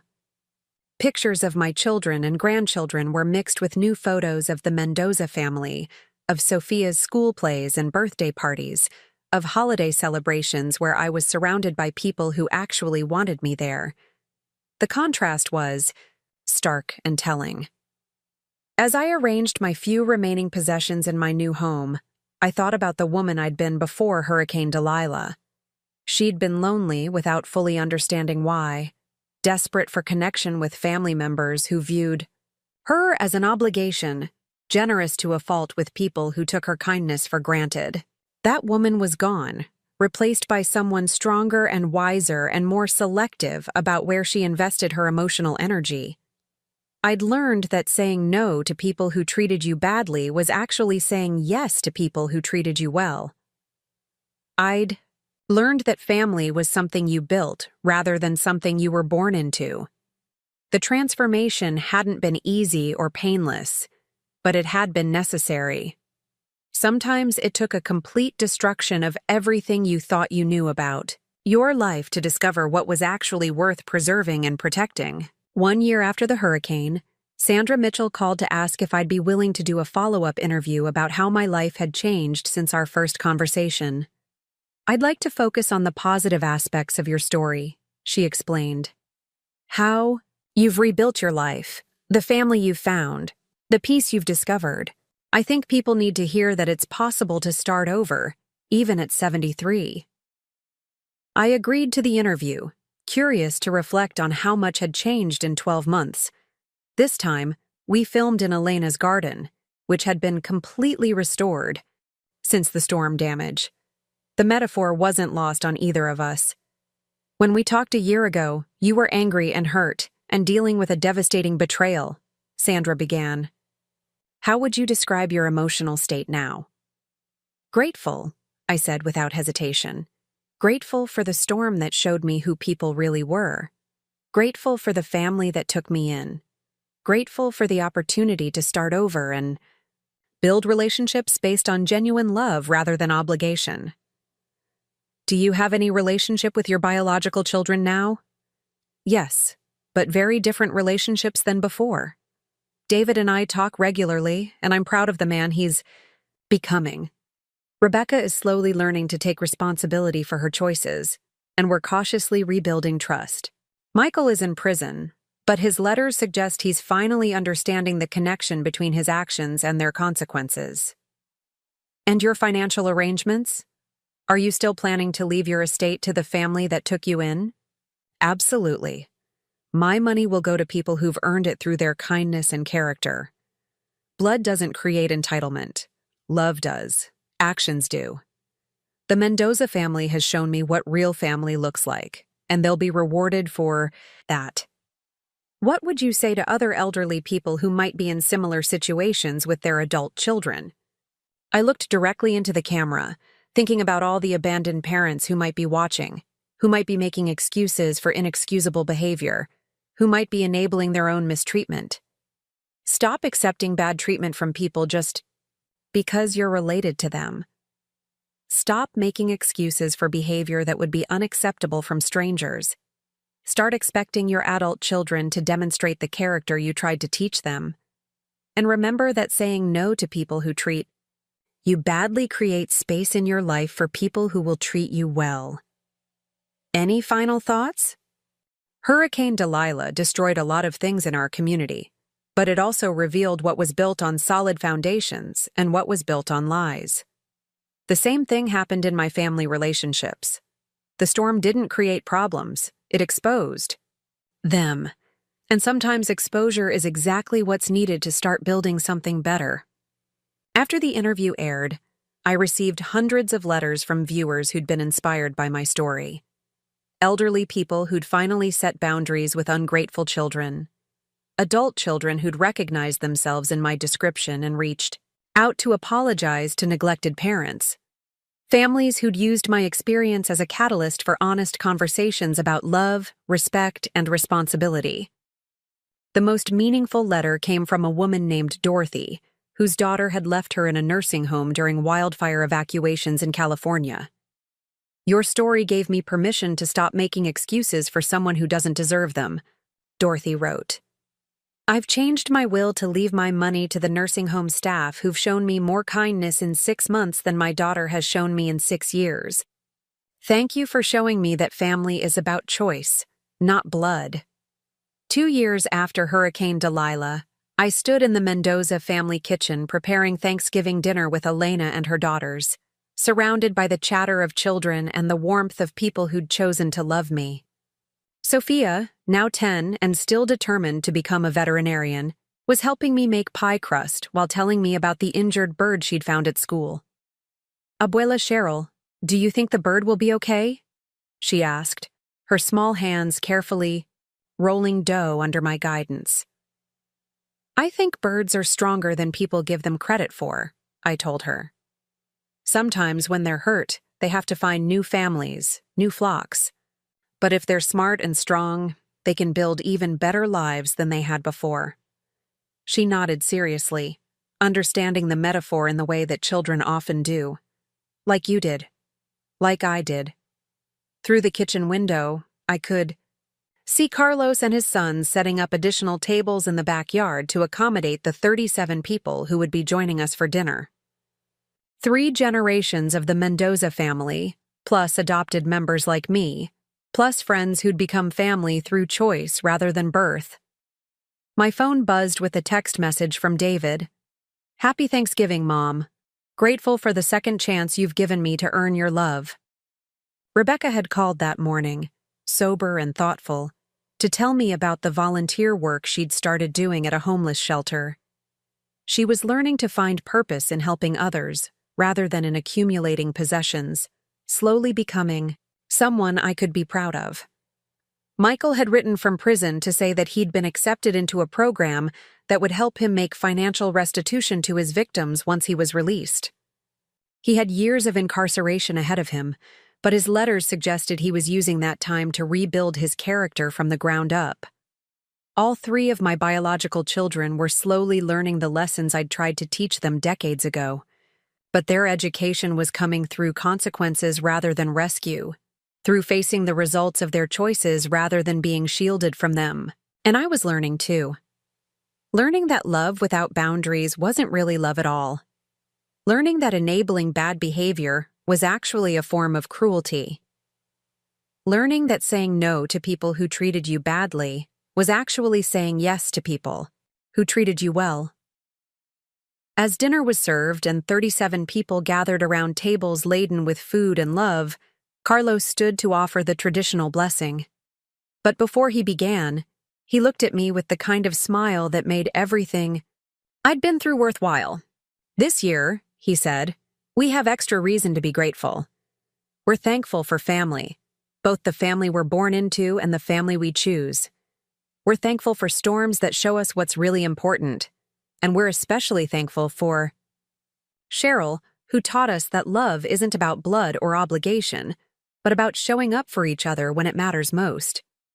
As 36 voices echoed his words and raised their glasses in my honor, I felt the deep satisfaction that comes from finally being exactly where you belong. Hurricane Delilah had taken away everything I thought I needed, but it had given me everything I actually wanted.